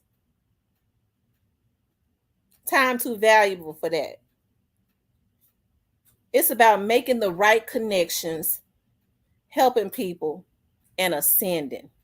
I ain't staying on those same levels. I'm not. I was thinking about Grove Hero, and one of the reasons why, and he sent me, he responded to my message. And so I told Grove Hero when he was posting, yesterday, what I was showing you all right about what he posted yesterday, and I sent him a message. I said, I'm gonna talk about this on my live. I didn't expect for him to respond to me. I said, I'm going to talk about this on my live. And when I looked later on that day and I went back on Instagram, I saw that I had a message. Y'all don't even be on Instagram. And he said, love. That's love day one. That's what he said. Love day one. I don't know what that means, but that's what he said. But he responded, right? I wasn't looking for him to respond, but I just typed. I'm gonna talk about this because that inspired me, because he was talking about people are afraid to take chances. I love people that are brave enough to take chances. I do. I love it. Like, I was talking to somebody and I was saying, you know what? You have all the ingredients of winning, especially when you are brave enough and you're not afraid to get out and talk to people and ask people to give you a chance. I love people like that. I do, because for one thing, even though I have businesses, I'm pretty shy, right? So what I do is I hire people to like be my marketing folks, because I ain't really got the personality. You know what I mean? I think for me, either you like me, you love me, or you don't, you hate me. That's just how it is with my personality. And you got to not know me to hate me, because anybody that knows me loves me, right? If they really know me. And so I was thinking about when Grove Hero was saying people are afraid to take chances.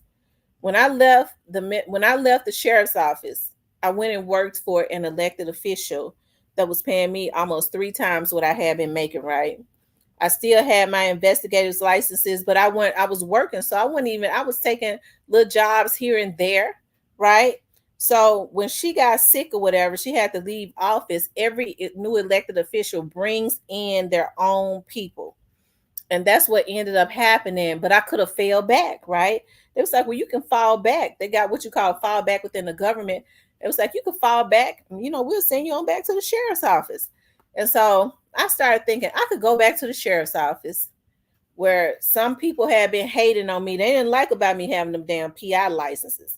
They did not like it, because there is something in their policies that say that if you work for the police department, you can have security licenses, but you can't be a private investigator. So They didn't have no issues with it until some of the people that had been in my face in the chief's office went and reported it to internal affairs. Ain't that some shit?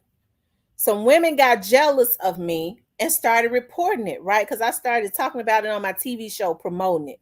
They looking all at my TV show, hating on me, but grinning in my face because I was working in the chief's office, right?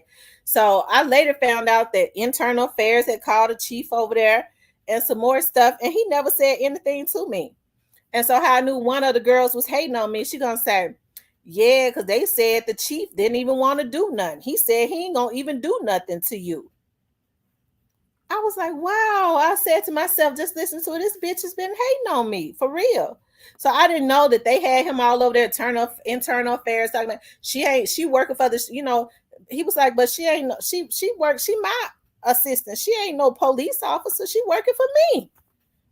He never said nothing. So that was around the time that, that was around the time it was election time. So my daddy ended up talking to the sheriff, and the sheriff was like, I tell you what I'm gonna do, Rick. My dad and the sheriff met. He was like, they trying to mess with my daughter, and she worked hard to get her company. And he said, I tell you what I'm gonna do. I have to give it to Sheriff Bonner. He did do that. He made them boys, he made them dogs back up off of me. That's what he did. He threw them back up off of me, okay?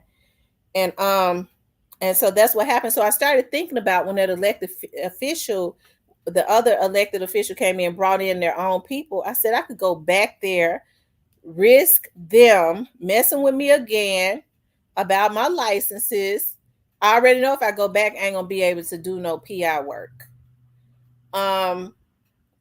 Or I could step out on faith and work my own business. Okay. And so what I did was I said I told my dad I'm gonna step out, I'm gonna work my own business. And my dad said, well, you can do it, but you ain't gonna have no off days. Like, you're gonna have to work all day every day. When you building something, when nobody else goes to work, you're gonna have to step in. And I said, it's gonna be worth it. And I ain't had to work and clock into nobody's job in almost 5 years. In almost 5 years, okay? I've been working my own business, okay? That's the reasons why I go in on these bitches on here when they sending folks out. I make sure I get into a position, and I have lawyers, because you have to have a lawyer when you got a business to be in a position to put them out of their miseries, to take everything they got and put their asses in jail. Okay, because you motherfuckers ain't gonna fuck up nothing that I worked for. I made sure I put some shit in print to be able to backfire on a bunch of bitches that ain't used to having nothing, instead of using that energy to try and go get them something, right?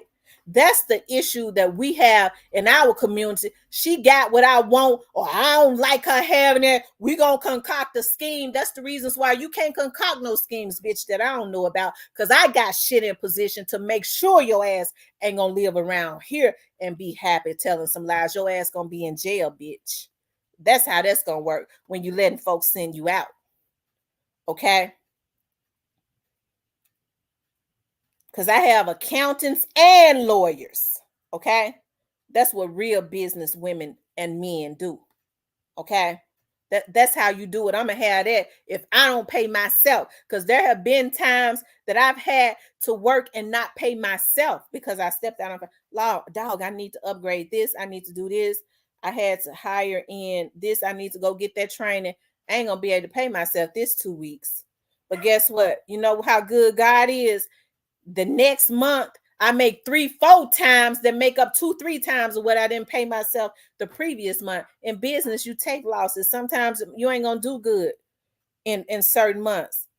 But when you got faith and you have a determination, you're gonna have months that's gonna pay you so good that it'll take you through for 6 months.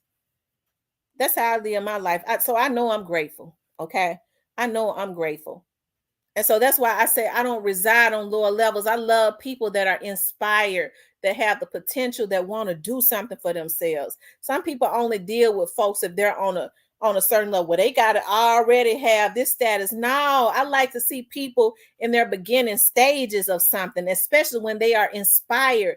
God has put you around these people to consistently ignite some fire in them, especially if they already got it. Help that sister or brother realize the potential that they have and guide them in the right direction. It don't hurt to do nothing like that. We're the only community that don't do that.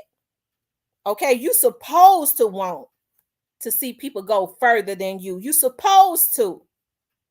As long as you getting yours and getting what you need, you ain't got no business worrying about what nobody else got going on. You supposed to be able to pat yourself on the shoulder and say, hey, I sure did. I remember that person, and I was able to redirect them in the right direction in their early beginnings. And that person sure did take the torch and run with that. But guess what? I'm doing good too. So I created some good karma and energy for myself. A lot of these people is reaping what they sow. They can't catch a break. They stay in a storm because they're so damn evil. They have a covetousness spirit where they don't want to see nobody get nothing. They don't want to see nobody get nothing. And I don't live my life like that. I don't even be around people like that. I don't even deal with women that sit up and talk about, girl, she just went and got a blue car because I got a blue car. I go, that bitch right there too low vibration. I don't deal with women like that, bitch. You got to be a top tier bitch if you're going to ride with me. Because we ain't going into the Jew joints, bitch. We going into the places where some people got some money so we can learn something. Because I'm on a mission. Okay, we ain't got it, but we're going to be around the people and we're going to think it until we get it. So we can rub elbows with some folks that can point us in the right direction, because that's what it's all about. That's what it's about.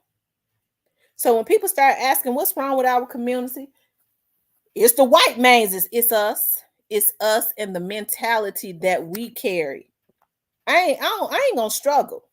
I know about, well, I'm supposed to struggle and I'm gonna get mine when I go to heaven. I'm gonna get mine now. God gave me a win. Listen, I ain't trying to brag, but I got a damn winner's mind. I know how to make money. I read up on it. I ordered about 7 or 8 books off of Amazon the other day. I knows how to make money. And so I'm going to get my goal on this side of the earth. God ain't gave me a mind to learn to know how to win, to wait to die and walk in my nice stiletto heels. Okay? God didn't give me a mind to wait till I die. I can't use it when I'm dead. I'm going to use that winner's mind now and create everything that I want. And I'm going to step in my heels and go get any kind of car I want and live in my nice house with that nice river behind it. And I'm going to get out and work and to keep it. That's how I do it. I'm not going to be committed to being in no damn struggle. And I'm not going to be around people that's got that mentality. So when folks start talking about what's wrong with our community, we got a covetousness spirit. We feel like we supposed to tear each other down. We don't want to get out and work. A lot of us to get what we want. We feel like we're supposed to kill somebody else, but we got to deal with that. That's what we got to deal with. Why are we hurting each other? Why are we trying to hold each other back? Once we deal with that, we can't go and try to attack nothing else until we deal with what's going on in our own household first and why we think the way that we think. We can't deal with nothing. We're going to fight the right mans. It's all while you killing your own brother and sister. You can't fight nobody. And so when people get to it, they don't think much of black people. Who gonna take us seriously? Because the first thing they're gonna say is they killing each other. Why? As soon as they realize that we're taking each other seriously, you're not gonna see no police officer. I don't care what their race is, just killing innocent black people. They're gonna understand it's some repercussions. But everything is in disarray in our community. We don't want to help each other. We don't want to help these brothers to realize, ladies, we got to stop throwing daggers at the good men. I ain't studying these bitch ass niggas. Okay. I'm going to tell you that now. It's a lot of them. I ain't studying them. Okay, some of them just too bitchified for me. But those that have the potential to be leaders in our community, a woman's word can either make or break a man. If he's a good man, if he's got good potential, whether you screwing him or not, help to build that man up. Help him to realize that he's a born leader so that they can help our community, help our generations. We help the generations behind us because I got a grandbaby coming up. I got daughters and stuff that's got to live in this world. I don't want no broken person doing anything to my child or my loved ones. So it is up to us, okay? It is up to us, those that are working hard. If somebody comes to you and asks you for a hand, it don't hurt to give nobody no encouraging words. You don't ever know what people are going through. And if you see something in somebody else, folks scared to tell somebody, you know what, you sure got a good thing going. You sure got a lot of potential. Well, you know, I ain't gonna tell them that because you know we in the same field. You scared that it's gonna take something from you. And can I tell y'all a secret? What's for you? Can't nobody take it. You gonna get it. You gonna get it. So it don't hurt you to help to build up somebody else that might need your words at that time and redirect them in the right direction, because what's for them they gonna get, and what's for you can't nobody take it. When we realize that in our community, we'll start moving forward in our community. Because at this point, we are our own worst enemy. Ladies, we ain't no damn man. Okay? We're not. As much as I talk shit, I be wanting a man to paint. My knee and stuff swell up right now trying to paint. God pushed me off that ladder.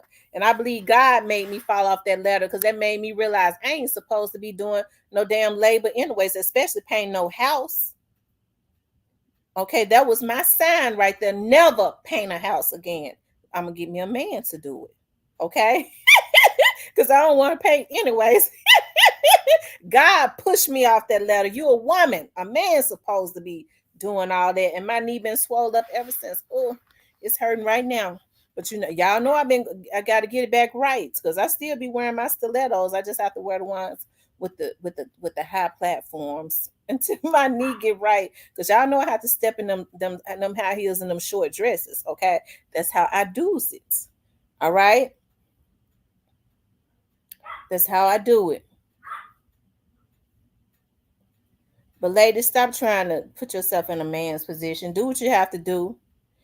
Women, we have ladies. Now we have to make better decisions on who we have these children with. Okay, because we get to always talking about that a man ain't no good and stuff, but yet we knew he wasn't no good way before we ever got pregnant by them. Okay, we knew he was cheating and he wasn't no good, and we just didn't want to see the other girl have him, and so we messed around and got pregnant. And then he really gonna act a fool then. So we have to be wise about who we chose to cohabitate with. Okay? We have to be very wise about that. Because a lot of stuff that we go through, we don't have to go through. It's a lot of stuff that we go through, we don't have to go through if we make better decisions with who we choose to allow in our inner space. Because everybody ain't got no business even having access to you. And that's the God's truth. We start making better decisions, we'll stop coming on here. Y'all notice I be having these stories about some of these guys that I dealt with. Now, some of them were good guys, still good friends with. But that one I was telling y'all about earlier, I think I was just really shocked about him turning sorry. Okay, he turned sorry, sitting up talking about he teaching his son to come up off of a woman. I don't like that. Okay. He wasn't sorry when I was with him though, because he put that money out. Okay. But he turned sorry somewhere along the way. So we have to make better decisions. Okay. Make sure. And you know, I know a lot of women go, well, you know, I don't know if a person has potential. They might be a good person if they have potential. And you see that they have potential and they got your back, you could build a legacy with that person. Don't just turn your nose up at a person because they are not where you feel like they should be at that point. Maybe they're not supposed to be there at that point. Maybe they're supposed to come together with you and grow with you, and you all build something. As long as he works, he understands what his position is, he got your back, he a good person, he's protective, all of that stuff. He's a provider. You all can build something together. Stop turning away good people because they're not in a position that you think that they should be in yet. Don't go get no bum now. Hell, somebody looking for you to take care of them. Absolutely not. Somebody with tenacity, that's a good-hearted person and got the work ethic. That might be your damn man. Shit. You never know. Anyways, you guys, I'm gonna get off of here because I need to go take my dogs. But I'm gonna say this though before I get off. Getting back to Grove Hero. Grove Hero talked about a lot of us are scared to take chances. I want to put a lot of emphasis on that. A lot of us are scared to take chances, and I felt that because I took a chance and I was scared too. I cried. I cried. I was crying so much when I decided I was just gonna be a business owner. And I was so happy, and I think God sent my dad to say this to me, even if whether he meant it or not. My dad said to me, regardless to whether you make it or not, he says, if you don't make it, you can always go get you another job, but you ain't got to worry about losing nothing because I'm going to help you. That's what my dad said. And it just, when we had that conversation, I was like, oh my God, my dad going to have my back. I ain't got to lose nothing. I ain't going to, go broke and lose nothing. I mean, I believe God sent him strategically, whether he meant it or not, to give me those words of encouragement because I didn't worry about that stuff no more. And when I didn't worry about it no more, it's like I just started ascending. You know what I mean? God started. And I'm still not where I want to be, but I'm getting there, okay? Because it's a process for everything, all right? But anyways, you guys, I enjoy being on here with y'all, okay? I want y'all to know I appreciate you. I got to get off of here, okay? But anyways, just remember to help somebody. And men, Steve Mulroy has made it real easy for for y'all for those to go and get their records expunged. That's what we're gonna have to do to start. A lot of these men don't even know that, right? Get their records clean so that they can start getting into stuff that are out there for them, especially if they have aspirations. You know what I mean? They got to hustle for real. It's a lot of resources that are out there for them. Okay. Call me. I'll tell you about it. I ain't got no issues. I know it's out there because I be looking at it. I be looking for it. All right. I sure do. I don't mind giving nobody no knowledge. Okay. It ain't gonna take no money out of my pocket. But anyways, you guys, I love you guys. I want you guys to please like, share, and subscribe. If you would like to support the channel, you could definitely support the channel via Cash App. I love you guys. I'll talk to you later.